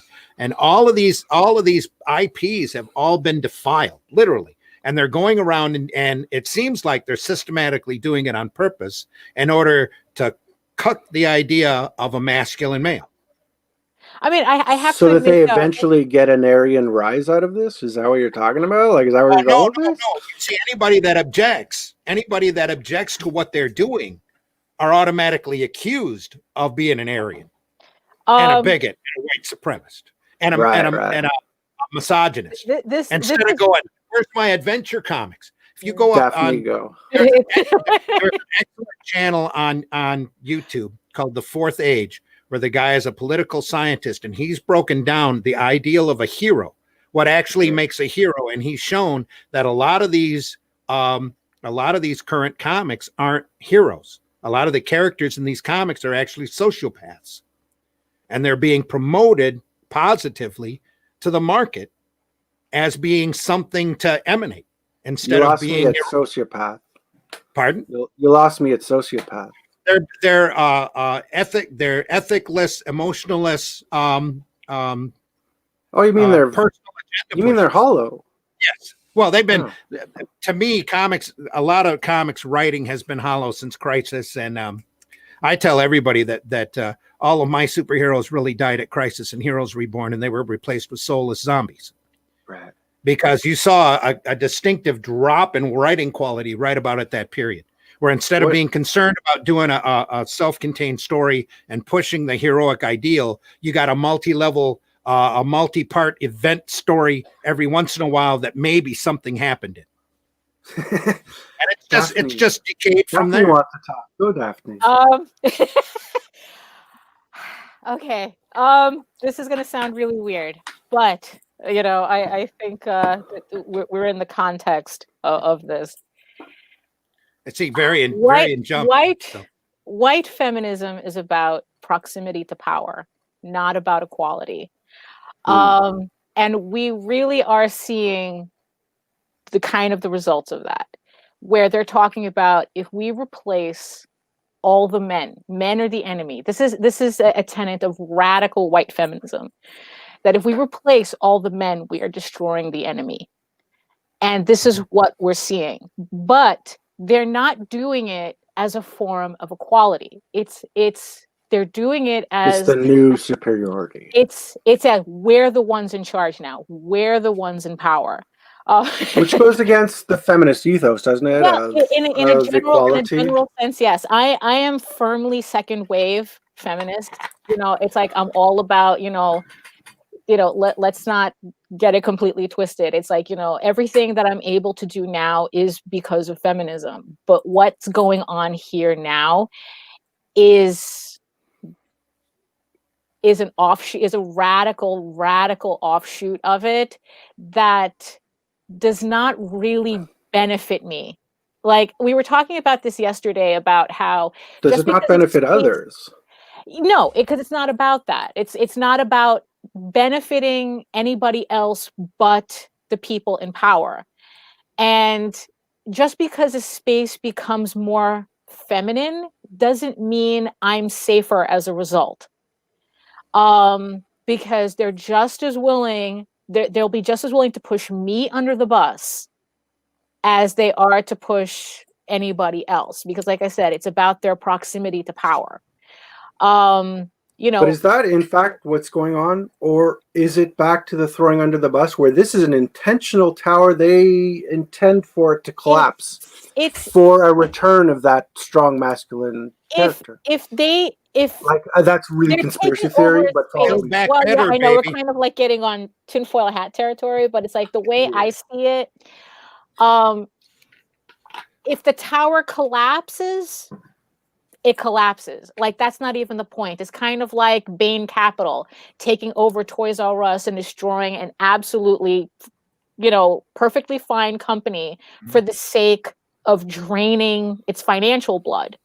And this is kind of what I'm seeing, where it's like, like I said, they're coming in from publishing, which is a female dominated industry.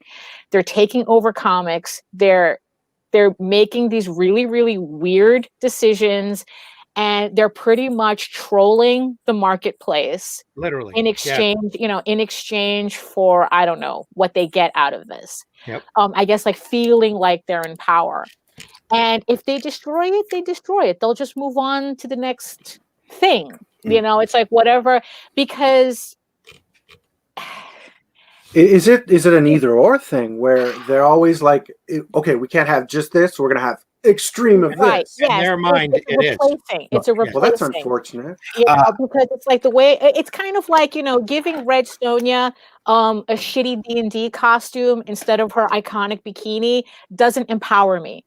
It doesn't give me more rights. It doesn't, it doesn't protect, me at society at large, but it's a fake thing that they can latch onto to feel like they're doing something. It's fake. It's complete fake activism that has nothing to do with activism. And I'm sure I just freaked out a lot of people. Daphne, I could not find the advent calendar because apparently around here, if it's mine, it gets put in the closet somewhere. But I did find a picture of it online. Gonna have to go closet hunting. Yes. Yeah. So, I really want to. Yeah, I want to. If you could find it, it's like on the next show or something. I would really love to see these in person. Look at that cover, how nice and friendly, and all of these characters. I've seen all of those characters in the movies. All of those books are about characters that were from the movies. You open it up, and you get a really bad golden storybook. Yeah, they were. Instead of getting a comic book, which is what they could have and should have done. Mm-hmm. And gotten kids into going, hey, I remember that calendar that my parents bought me, and mom and dad would sit down and read to me a story before bedtime of all of these characters that were in comic book form. I want to dig up those comics. Mm-hmm.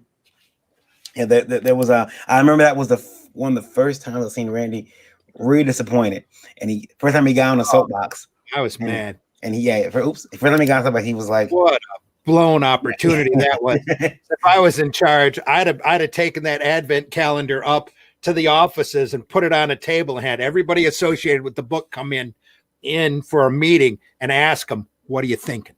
What do you think? We're a comic book company. This is a storybook. It's granted, storybooks are nice, and there should be Marvel storybooks out there. But if you're doing an advent calendar like that, give them some freaking comics so that the kids know, oh, Avengers comics, Captain America comics, Black Widow should comics. have been available in a comic book store, not a website. It's that whole separating comics from comics. Yes. It's like, but it was something that JD pointed out to me when he was watching the Marvel movies, and he goes, "Did you notice that there came a point, because it's like at the beginning they would use the comic book opening for the Marvel logo. Oh, yeah. I noticed that. Flip comics. Where that disappeared, and now they just use the movie opening, and it's like this is them disassociating the comics from the IP." And it's like it's almost like they're trying to make that separation, which they hate us. I do want to ask, and that was the last of the Indie Vote questions, but the Indie Vote Radio numbers are pretty high this morning. We are at 57,859. Sorry, we appreciate each and every one of you. Yeah. We love you all. Thank you. They're probably really mad at Randy. That's fine. I'm afraid I might have freaked people out right now. I can honestly say I can't disagree with anything that you said. Right. That's the way it is. I mean, that's how I see it. I mean, and is there an opportunity for a bridge between these extremes? Well, you know what? You're seeing the art form survive because that's what happens. Anytime there's a hurdle that pops up, the art form survives. The art form goes on. When the Comic Code Authority sprung up, the art form found a way to get around it. And that's what's happening now with crowdfunding. And with the products coming out of the crowdfunding campaigns, you're seeing some quality, you're seeing some crap, but you're seeing some quality work come out of there too that are just amazing. And the next few years, you're going to see a lot of them IPs start popping up into different media. And suddenly what Marvel and DC are doing are not going to be quite as important as it was before. And it's slowly, hopefully you're going to slowly see that turn to where the people that are actually creative, the people in the independent and alternative market, are getting more of the just rewards for stuff they create instead of stuff that people up on the high towers think that they can control and agendize. I did want to bring up one thing. We got hopefully entertainment will be a lot better for it. Quality entertainment here. Quality. We got hold on one second. Let me close this out. Oops. All right, sorry, I had to close out. We're off the air. What? Look, we're seeing the pendulum swinging, and the pendulum is always going to swing from one extreme to the other. Well, you always see people get past that hurdle, creative people like what we are, that'll find a way to get by, not only get by, but thrive. Right. It's only a matter of time. And we're hoping that it's not going to hurt the retailers doing it, but we're going to make some money. What about returnable little distro stuff? What about it? Let's do all sorts of stuff. Let's try and see what happens. Let's start. Now's the time for us to be throwing every little piece of shit at the wall to see what's going to stick. It seems like we're free and they are not. Yes. Yeah, and they resent it on a level. That's why they complain. Retailers complain about like especially like more established artists creating their own variant covers that they only sell on Kickstarter because like, oh, we don't have access to that. We should have access to that, and it's like. But there used to be a program, I don't know if it's still alive anymore, that the retailers can make their own variant covers. There are. Yes. Friends of mine do that. But the thing is, they're not talking about their own. They're talking about other people. Like when, I guess I don't remember if it was like Arthur Adams or Adam Hughes or somebody did a variant cover, but they only sold it on Kickstarter. Yeah, there's a list of people that are doing that. Yeah, because they go, I could have been selling that in my store for like $50. Yeah, well, they're welcome to buy it and then mark it up and put it in their store at a markup price. Yeah, there you go. There's this idea now with when you do that, and store owners, and they have every right to be upset. When I started Liberty, I started researching, and so talking to all these different store owners, I kept hearing that complaint that people are taking the books and they're having online only sales. How come I can't have access to that? How come I can't have access to people's not just those exclusive variant covers, but how come I can't get a 100-page spectacular in my store and say they gave them all to Walmart, as if Walmart needs the help. Right, So I kept hearing that, and I normally, we talked about this last night. I hardly do this, but with Liberty, I put all these different things in, to the company to make sure we be a distribution company for comics, independent comics that would be helpful to the retailer. So one of the first things that I did was we put in we called a Liberty Pledge, which was certain books, the Liberty, are returnable. And those books all come with the Liberty Pledge, and you can return them as a store. You can return that book if it's not selling in your store, because I don't want to own your shelf if it's not selling. Oh, but also, do you stipulate that it also has to be in saleable condition, that they're not sending you like Kruger copies? Yeah. It has to be, and we ship the books to everybody bagged and boarded. So when they come back, they need to be bagged and boarded. Still, that means you didn't take it out the packaging and got it all. You're not sending back the reader copy you put out for people. Yeah. It's we do that, and it's. From when I talked to retailers, they were really excited about that. They were like, okay, well, maybe I will carry some of your books in. And we have had some orders, and that's cool. But we did that. We did, again, we shipped the books all bagged and boarded, and they're wrapped, air bubbles. So that's what I do. Yeah. I want to make sure people are getting their books in the best condition possible. And not just the books, the products too, because we got bigger boxes now. We got some bigger boxes because we can ship more than. Our core business is comics, but sometimes someone has an action figure and we can put that in the box. They're ordering those too. It's been a lot of fun. I didn't think distro would be fun, but it is. And trying to do, when I first started Liberty, I had a partner, and my partner told me, hey, we need to do, he didn't like, because I think I took 3 weeks and put everything together. And when I showed him what I had, he says, oh no, this is all wrong. First of all, don't spend any money on this stuff. And we need to figure out what Diamond's doing. We need to figure out Diamond's formula. And I remember telling him, I said, Diamond's formula isn't working. That's why we're doing it. Yeah, exactly. I'm not going to figure out, I don't want Diamond's formula. What this is disgusting. Eat this. Yeah. Exactly. And he's like, although I have done good that. For you. I have done that. Like, oh, this tastes horrible. Let me get to my family. Hold on. But it is really, I want to do something different. So, I deconstructed, and I don't want to say deconstructed, but I start putting together other things that we could do. That's upset some people, rightfully so. That's upset some people who were looking to grift the system. They don't like what I was offering, so they attacked me. They attacked Liberty. They attacked anything I was associated with. Yeah, they did. They attacked us. But Liberty distribution is there if you're interested in trying to get your book in stores. Comic stores nationwide. www.ledg.us is the site you can go to, get some more information. Give us a call. Be happy to talk to you about getting your book out there. And while we're talking about books, I did want to get Dominic on. He's got an announcement today for his book. I do. Well, I'll be sending you a Christmas gift, guaranteed shipping, before Christmas, according to Canada Post, on Friday. So I'll send it to you. So listen, I'm on so many levels. I'm like a creator inventor. I happen to be bipolar, which is I learned later is it's the actual CEO disease. So we basically, like some of us, invent a business every 5 minutes kind of thing. Like it's an actual phenomenon. It's like a real problem. Yeah. So anyway, so last time I was on, the first time, I felt really welcome. That I told you about Logo Comics Art, which is on the bottom right, but don't go there. Just tell you that I was creating these paper products, and this is actually the first prototype that I got. Right. So this thing is 120-pound cardstock. There's 56 sheets and 128 pages. All right. We're gonna get this, and I'll show you a grid. So I've made a grid system that's exactly. It doesn't show up very well, but it does. Okay, you can kind of see the hint of a grid. So it's exactly 6.75 by 10.25.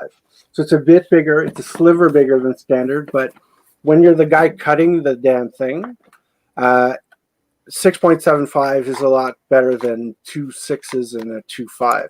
Right. Yeah, that was interesting. Right. So anyway, so I have this grid, and I'm going to send you a 28-page book variant. Okay. So you can check out the paper.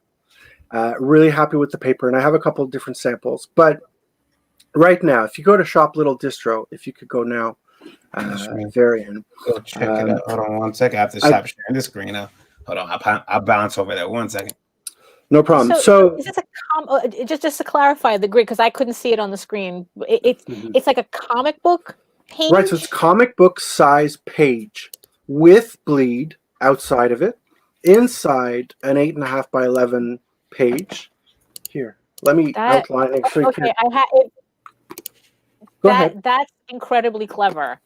It's an inventor disease. So instead of sizing your work down 67%, you keep it size as, and there's a slim 1/8 of an inch margin to create your bleed. And essentially here you have a list of creator, title, all that jazz that you would have at the top of a normal thing. Now, right now it's just a prototype. I don't have it for sale yet, but it will come. If there is one thing that I did create, however, that I do have prints of right now. And I'll try to put those 28-page book prototypes for sale. But if you can see in my thing, so this is a 4x6 card I've made. Don't worry about it. I have a 4x6 card, and I've created a tarot deck that you can draw yourself with a small grid on it as well. So I have all these various sizes. We'll roll out the prototypes as I can. The official launch will be January 1st. For now, if you buy the Christmas guaranteed offer, which is at the bottom of this page, we'll get to that. But right now I have free comics too. So I have tons of stuff going on. So basically you can go to each of these PDFs, which are embedded, and you can read the fall collection, F/all collection from September, I guess. But it's a great way to discover me because it has all of Signal Saga Season 1.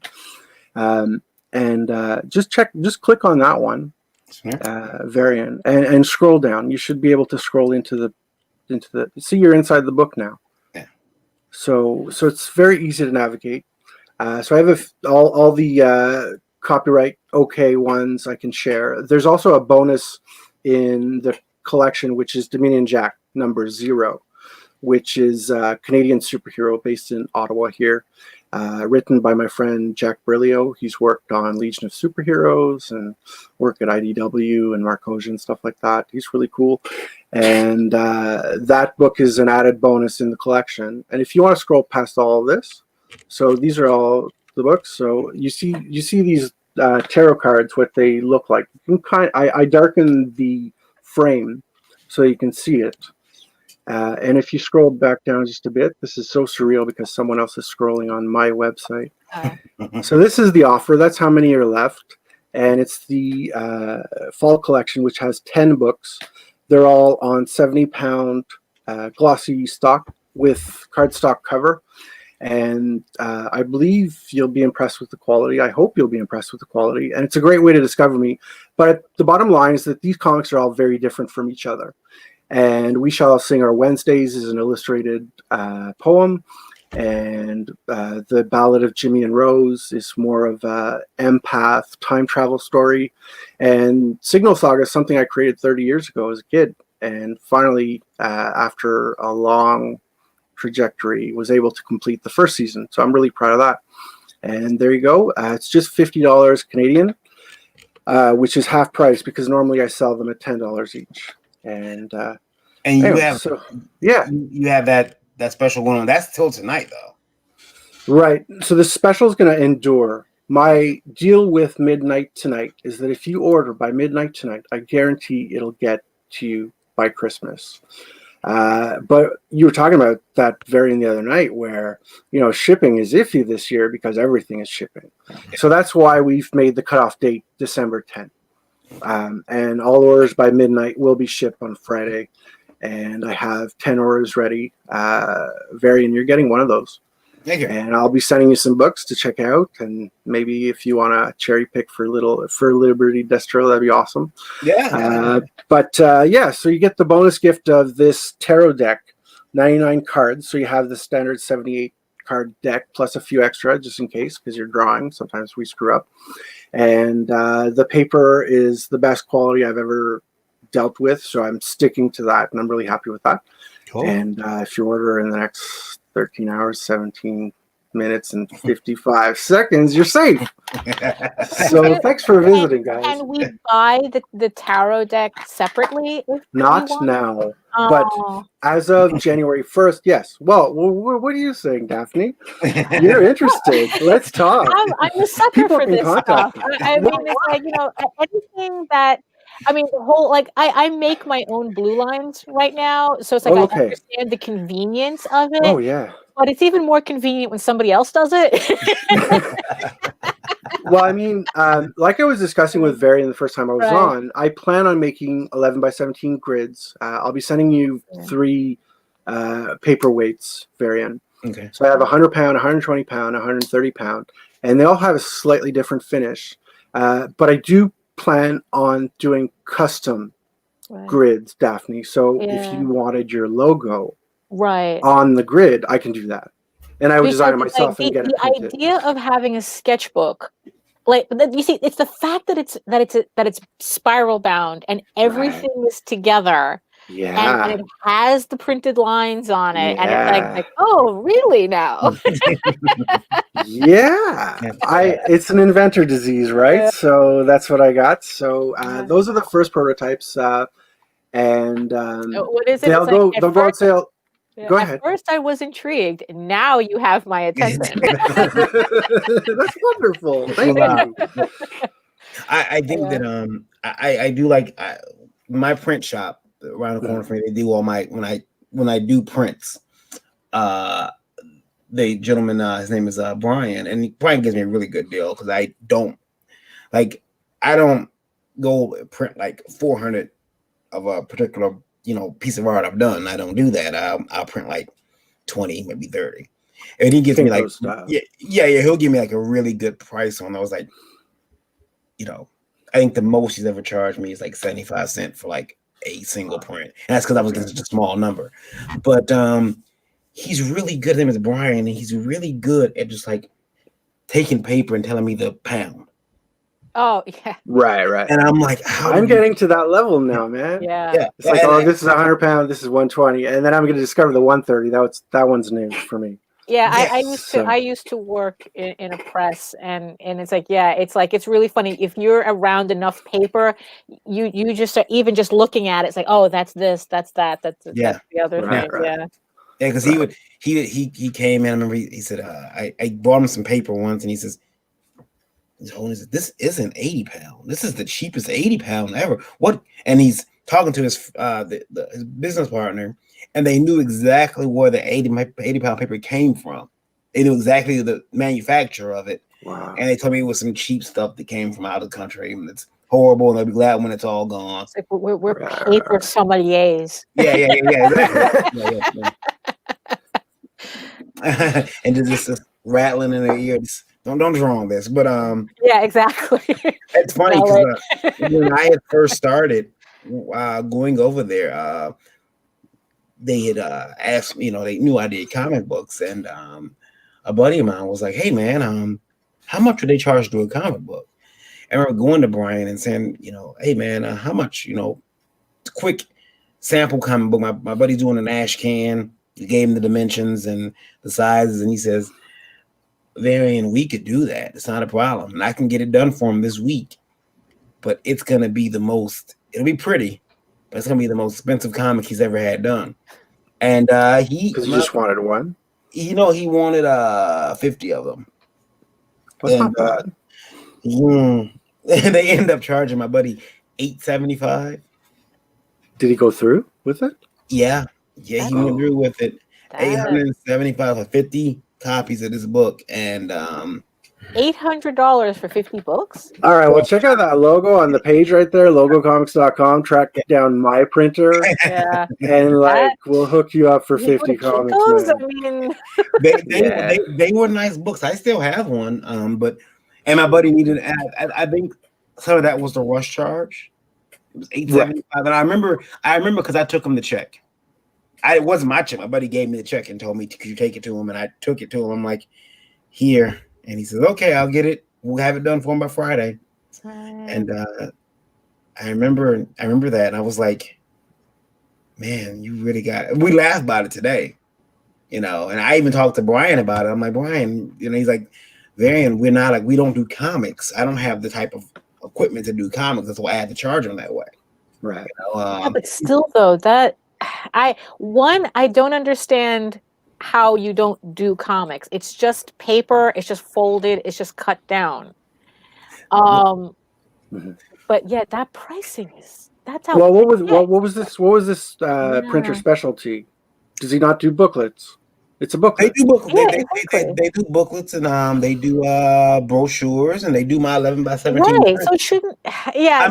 I mean, it's like, I know that past is past, but it's like, yeah, but that's like really that's nobody should be paying that much. That's way no, too but they're thinking Varian, your print was 75 cents that one time. Yeah. And the only difference was maybe a little bit of the thicker paper. Otherwise, they're like, I'm printing 12 posters right now, double-sided. This is freaking expensive. And they're on that basis. They're not thinking of a comic. Yeah. His book was color throughout. Color cover, color insides. That just sounds like something that that's the pricing you get at your local copy shop, because they're charging you full retail. Yeah, I remember he told me, he said, "Varian, I can't let these books." He gave me a copy, but I felt bad. I still gave him like $10 because I was like, "Dude, I can't. I feel there's no way for you to make money on these 50 copies to pitch." Yeah, no. But yeah, he was really sad about that. And, so remember, everybody, shop around. Shop around if you can. Don't wait till the week of, if you possibly can. The week of the con that's going to hit you. Most printers need 2 weeks, man. That's pretty standard. Yeah, I like to give them a month. The longer the better. Yeah. Because when I started printing, I was printing through Comic Express. And I'll tell you this: you would send your work into Comic Express, and that was it. You sent your work and your payment, you couldn't hit send until you put your credit card information. Oh yeah. So when you hit send, it was done. You got a receipt, and now you could hurry up and wait, because they gave you it'll be here on this date. They never told you. It'll be ready when it's there. And I remember getting really nervous at one point and calling and saying, "Look, guys, I got a convention next month." And and they were like, "Is that for me?" No. That's what he's talking about. That's what Comic Express. They're no longer in business. They're gone now. No, sure. Yeah, but I remember that being a thing. I remember that being me having to call, and they told me, "Oh, you're in queue, and you have such a small number. You're like at the back of the queue." Yeah, but they still should be like, every printer should be giving you a timeline. Yeah. That's the thing. It's like if they're going to take your money, they're going to give you a timeline. To me, if they arrive around ballpark where we're aiming for, like, I would love to have it next day. And like, if I was running these machines, they'd be ready the next day. But like, a week or two, and it's like, oh, I can only have it tomorrow. It's like, oh, no problem. Right. It's like those deadlines kind of happen in a reasonable amount of time. But you guys are talking about like back of the line again. Right. Yeah. They're like, that's just other just people sad. In front of you. It's not like you're moving up in the queue, and it's like, no. They might have been stalling you long enough to try to get a rush fee out of you too. Probably. Yeah, they didn't. That could be it too. Yeah, which is grimy. But like he said, they're out of business for a reason. So. Yeah. Yeah. Some printers compensate with a setup charge. I know. Yeah. Does that. Yeah, they did have a setup charge. They did have a setup charge. Right. But you know what's funny though? In my experience, when it comes to like comics and booklets and stuff like that, I've never seen a setup charge like that. In I don't my have a setup experience, charge. that's not normal. The only time I see a setup charge is if you're doing like, I don't know, like unusual products like pins or something, but not a book. I mean, that's so common now. It's like, what's the setup charge for? Putting the paper in the machine? I mean, what do you pay for?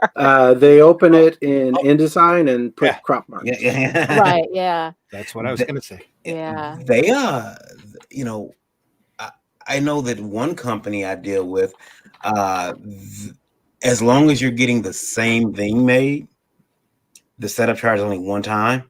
Right. But if you change anything, it's a whole new setup charge. So your website name changes. You want to right. It's like that doesn't make any sense, guys. Like I'm not changing. Like, but like so like the fact is I didn't change. I asked, I said, well, is it going to be a problem if I change the color? Like if I go from black mugs to green Last Call Comics logo, what if I go to, white mugs with a black logo? And they were like, no, that's fine. The color changing doesn't matter. But if that image changes, that's a different setup. It doesn't make any sense. Yeah. I don't buy that. Yeah. They would get, I remember. Yeah. I think they tell themselves, this is so much trouble that I have to have a setup charge. And every time there's a change, there has to be another setup charge. Yeah. Certain systems, like I'm new to it now, but I'm using the free 2020 code on Ingram Spark. And I know that if you replace a file, once you've approved it and put it in their system, they start aggregating places, it's going to cost you to extract that file. But that sounds actually quite reasonable considering you've enacted their entire system for you. But as a local printer, I think they're shooting themselves in the foot with ultimate, with every little step, you have to have a thing. And those setup charges change depending on your item. So like it's $50 to put it on a mug, but it was $150 if I wanted to put it on have it put on this book bag, or I remember them. I would kind of but those are the types of things that I would kind of expect, right? A setup charge for. I remember this guy got really upset with me because I had gone out and gotten, thanks to Fiverr, years and years ago, the digital pattern for any embroidery on my logo. And so they love to charge you for digitizing your logo for embroidery. They love to charge you. And I already had it. So I remember this guy was like, well, it's going to cost you, I'm going to have to charge you $90 for that. And I'm like, oh, I already have it. Does a pattern for a hat or a shirt? Is that right? It's like the vector pattern so that it can stitch it through the machine? Exactly. Yeah. Right. And I said, oh, I already have that. It's usually done in a very specific program so that the machine can read it. Right. It's not like you could just give them like an InDesign file. It's something no, I know it's vector, but I don't know. Yeah. Can you not though? Whatever. Carry on. Sorry. It was, but I remember telling him, I said, I already have it. And he's like, oh well, and I know what machine he used, what program he used. So I sent it to him, and he calls back like 2 hours later. Yeah, this one's corrupted.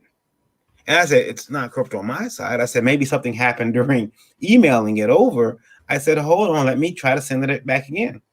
And nope, it's corrupted. Tell you what I'll do. I'll redo it for you. I only charge you $50 because I see you do have it. And I'm like, well, no, I don't want to. I didn't want it. I was so stubborn. He probably wouldn't have done it and taken your pattern.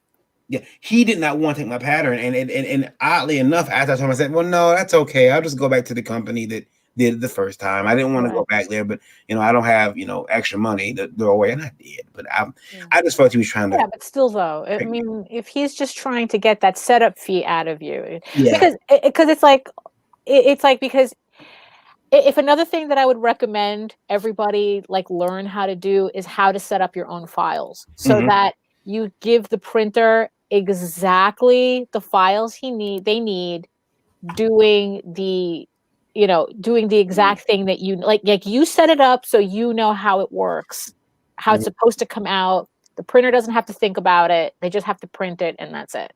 I mean, I know sometimes it's extra work, but it's just another hat you have to put on. Imperial Vol says Kablam will not give you a timeline. He also just backed Mega Moose. But I thought they gave timelines. I'm not sure. But yeah, they don't give timelines. I mean, look, you gotta I wouldn't work with a printer that didn't give me a timeline. Yeah, I'm not sitting here guessing, Yeah. Get a timeline. And I live dangerously. My printer for my books, I've bypassed getting a physical proof. Yeah, but that's because they say, hey, you want a physical proof, it's going to add more time to your right. And plus, usually there's an extra charge for a physical proof too. You have to have a lot of confidence in your print file. Yeah, you really do. You really do. I get the proof just to make sure it's the right book, or at least a PDF proof. Yeah. Because when you get in a series, it's like, oh, you printed number 3, but I needed number 1. Yeah. Right. And it's just a decimal in their system. Mm-hmm. So at least a PDF proof, right? We had a friend of the show who thankfully he got a proof, because had he not got his proof, he had some mad customers right now. And he got his proof, and he was like, hey, I got to get this fixed. And he's got to go outside of that printer now, but thankfully he got a proof. He's got his money still. Yeah. And it's not going to cost him, because you only get that one good time. If you would have sent that book out or got a bunch of books that look like that one, some people wouldn't have been upset. Others probably would have hit the ceiling. Before we get out of here, Imperium says, wow, Dominic, the art looks great. Hey, thanks. Paper sommelier is hilarious. And, he says they actually only communicate through the website messages, to not even email. Very frustrating. We had one of the owners of Kablam and Indie Planet on the show before. Okay. We'll have to make sure we beat the table on him next time he's here. Like, hey, what's up, man? Get. Right. We need timelines. Yeah, let us know. Let come to my printer, man. Yeah. There's a lot of printers out there. There's one that I really like the printer, because the guy's it's him. You talk to him. But, mine too. Yeah. I can't print through him with confidence, because he only has like available slots you can get in for like this month. And it's like, I don't like that. I don't like having to. Nah. We actually had to dump a printer we used it for the longest time, but as the longer we used him, the more he became a little unreliable, and then his machines broke down, and then we just didn't know when he was going to come back up online again. And in the end, we just decided we found the printer that we have now that we're very happy with, especially since they use like special they can use special cover stocks and everything. So in the end, it works out. But yeah, it's like you really do need a good relationship with your printer. And Randy turned me onto a printer, which he has to call for me, because it's not. Oh, you have to. Really weird, because he was very dependable for me for years. Yeah. So Randy's we figured out how we're gonna get this done. Randy came up with the idea, so we're gonna get this done. We're gonna get this. We're gonna get me in the door there. You have to speak to the printer, Don. Randy's got to call him and say, I send you business and you make me look bad. What's your problem? What's That's not good. Yeah. Dominic, where can they find more of you and Mirror Comics? The hub is mirrorcomics.com. I'm at Dominic Burcer on Twitter and on Facebook. I'm also at Mirror Comics on Twitter and Facebook. I also have a book series at Signal Saga on Twitter and Facebook. And I'm on a few other sites. But just go to mirrorcomics.com, please, or logocomics.com for those paper products, or a shortcut to the books that are available for the Christmas delivery with those bonus tarot deck cards. What was that logo?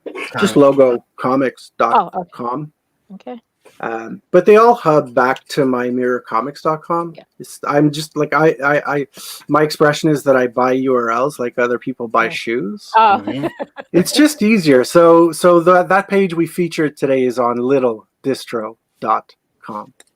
Thanks so much for having me, guys. No This was problem. awesome. Oh, thank you. I'm definitely gonna check it out. Like I And said, Daphne, I'm a huge fan. I just discovered you. And it's so wonderful. Thank you. It's like all of those Arthur Rackham works and that kind of, post Art Nouveau thing, but it's completely your own, and the emotions are just right. I love it. Thank It's you. wonderful. Thank you very It's much. wonderful. Can't wait to read more. It's really weird. My son lives in this amalgamation world where he believes that I know everyone.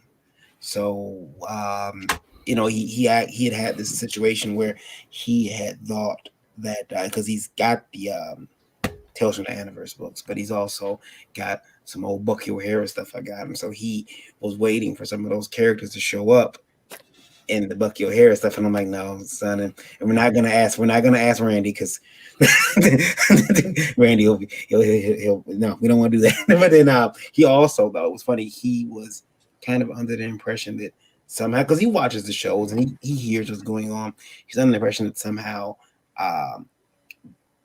Chronicles of Oswald and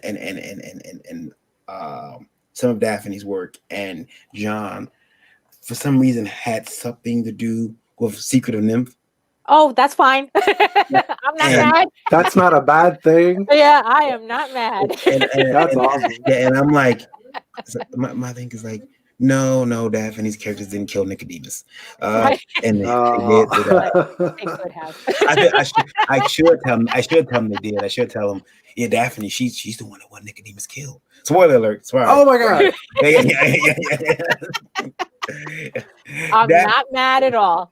Daphne, where can they find you at? Yes. So if you like The Secret of Nim and other fantasy type comics is your thing, go to egoworks.com, egoworks.com, and talltalesonline.com, TAILS online, where you can read both my comics for free and sign up to get regular updates about my upcoming Kickstarters. And also, if you're into art tutorials, demos, and the occasional rant commentary type of thing, you can also find me on YouTube at Daphne Lage, Lage art. Imperial Vote says Varian's got to jump into the gang. Yeah. He's going to definitely check out Logo Comics. His Daphne's outlines. That's awesome. Claire Lynch style are amazing. I haven't picked up the book yet, but soon. Also looking forward to the Kickstarter. Yeah, she's got a bunch of stuff coming out. She's gonna try to run 2021. Yes, I am actually. I'm scheduling all my Kickstarters for 2021, and so far it's like between Ego Raven and Tall Tales, we're talking about like eight Kickstarters. Wow, I'm gonna be busy. Yeah, you will. You gotta hurry and get those in before before tax season. You gotta get those in.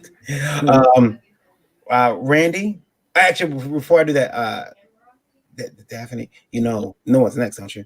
You're gonna have to go get get your car wrapped in the well, if I had a car, don't laugh. We've actually seriously thought of doing that. I have to. I got a van. I got a van outside that on the back of the van, I went and got those metallic letters, and I went out there painstakingly. And the name of the van is the Last Call 6-pack. There you go. I don't know if this is true or not, but I read that if you do that, your car becomes advertising and thus then it becomes tax deductible. Mm-hmm. Yes. Yep. Oh, for real. Yep. I really want to wrap the van in my characters.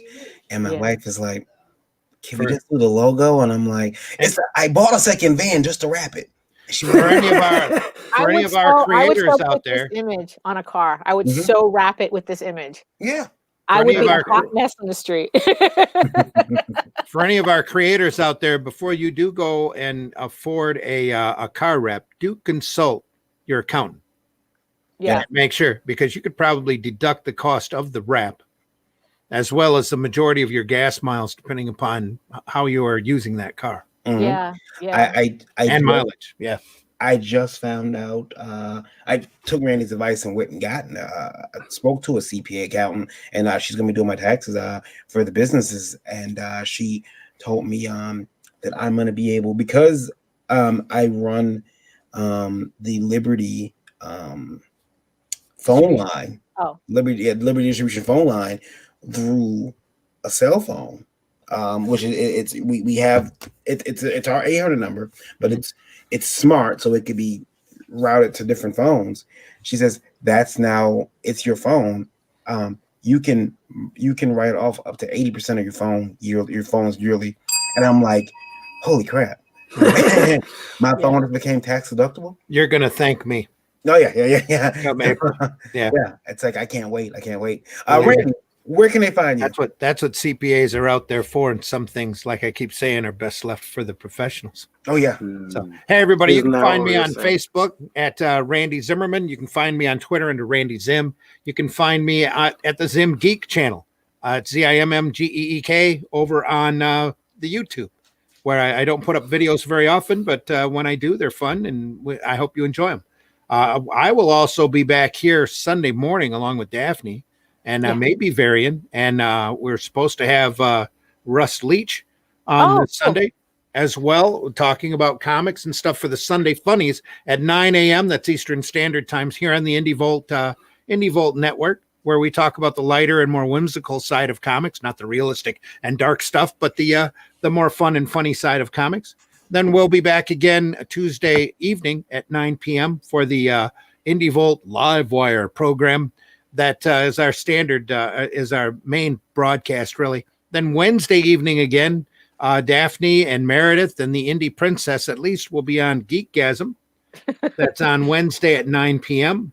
Answering your bizarre questions. Bizarre questions, sometimes with a more adult lean to things. Yeah.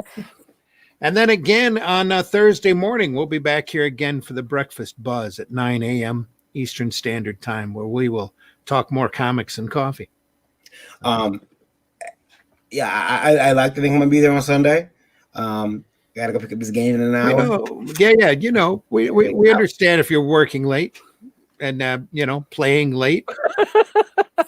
You don't get up in enough time. I guess we'll just go out and try to. Miracle! I woke up. Yeah, listen. They have a thing on the game you're making a character. There's actually a scale to increase sides of. So it'll Yeah. So I can't wait to get clear of those features. Plus, also on Sunday we might be discussing Indie Volt Revolt a little bit more in a little bit more detail. We're putting an anthology book together with a lot of the people that have been on Indie Volt at one time or another, our family, as I guess you would say, just so you can associate some of that work with the names and the faces that you see or listen to on our broadcast. That's right. Congrats. It sounds amazing. Looking forward to that. Yeah, we've got some phenomenal things lined up for that book. I want to thank everybody listening on Indie Volt Radio. Thank you for your questions. Anyway, you can get Indie Volt Radio. You can download it on Google Play or on iOS on Streamer. I am going to natively bring it to iOS in 2021. It's just been very hard to do anything this year, especially because they have us reduced staff to do all the approvals as necessary. So I haven't been able to do it, but next year it's definitely coming to iOS natively. So you'll be able just to download the app like you can do on Google Play. You can also go to indievolt.com, and at the bottom of the screen there's a at the bottom of the site there's a player for Indie Volt Radio. You want to listen in live. You can request songs through that too. Indie Volt Radio, it's this show. It's a lot of different shows we have. It's music, 24 hours a day, 7 days a week. Get in there and check it out. It's completely free. Alternative and indie music programmed by the Indie Princess herself. That's right. She's always complaining to me.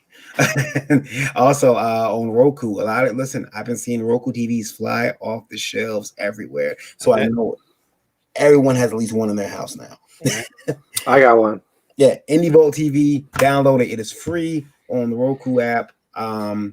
It's independent entertainment. It's we got some movies up there, some wrestling events. I got a documentary I really need to get finished so that we can put it up there. It's going to be very good. And some other entertainment coming next year. Some really exciting things we're going to be doing on IndieVolt TV, as well as well, I'll announce that later. But yeah, looking forward to doing that. IndieVolt Live at indievolt.com is where you want to email us if you want us to answer your questions.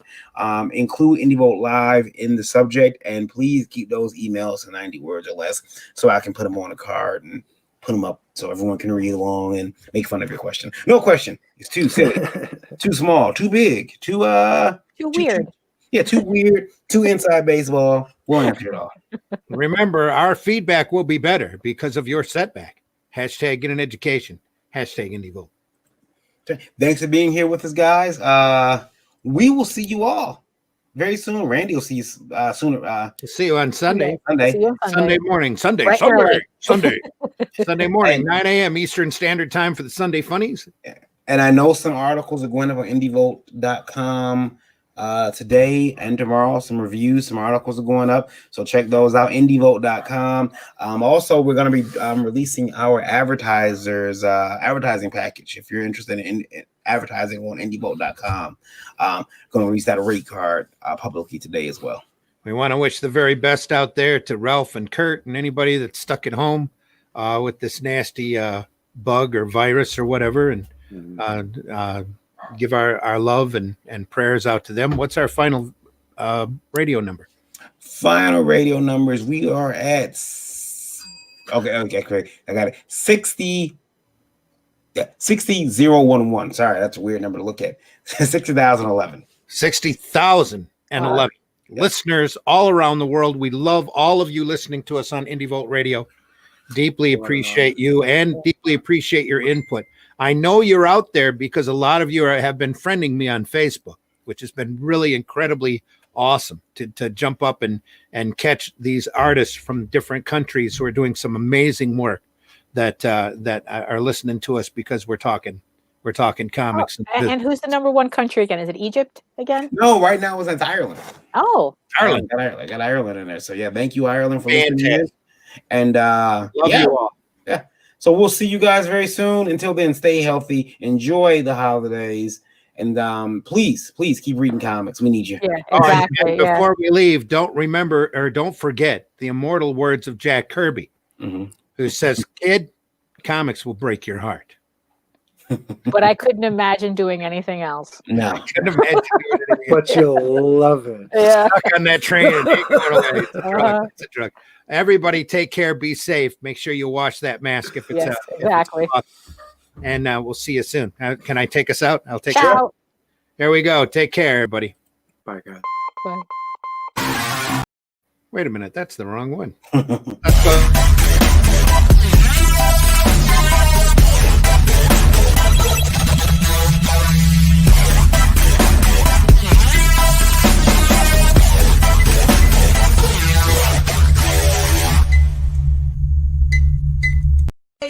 Yay!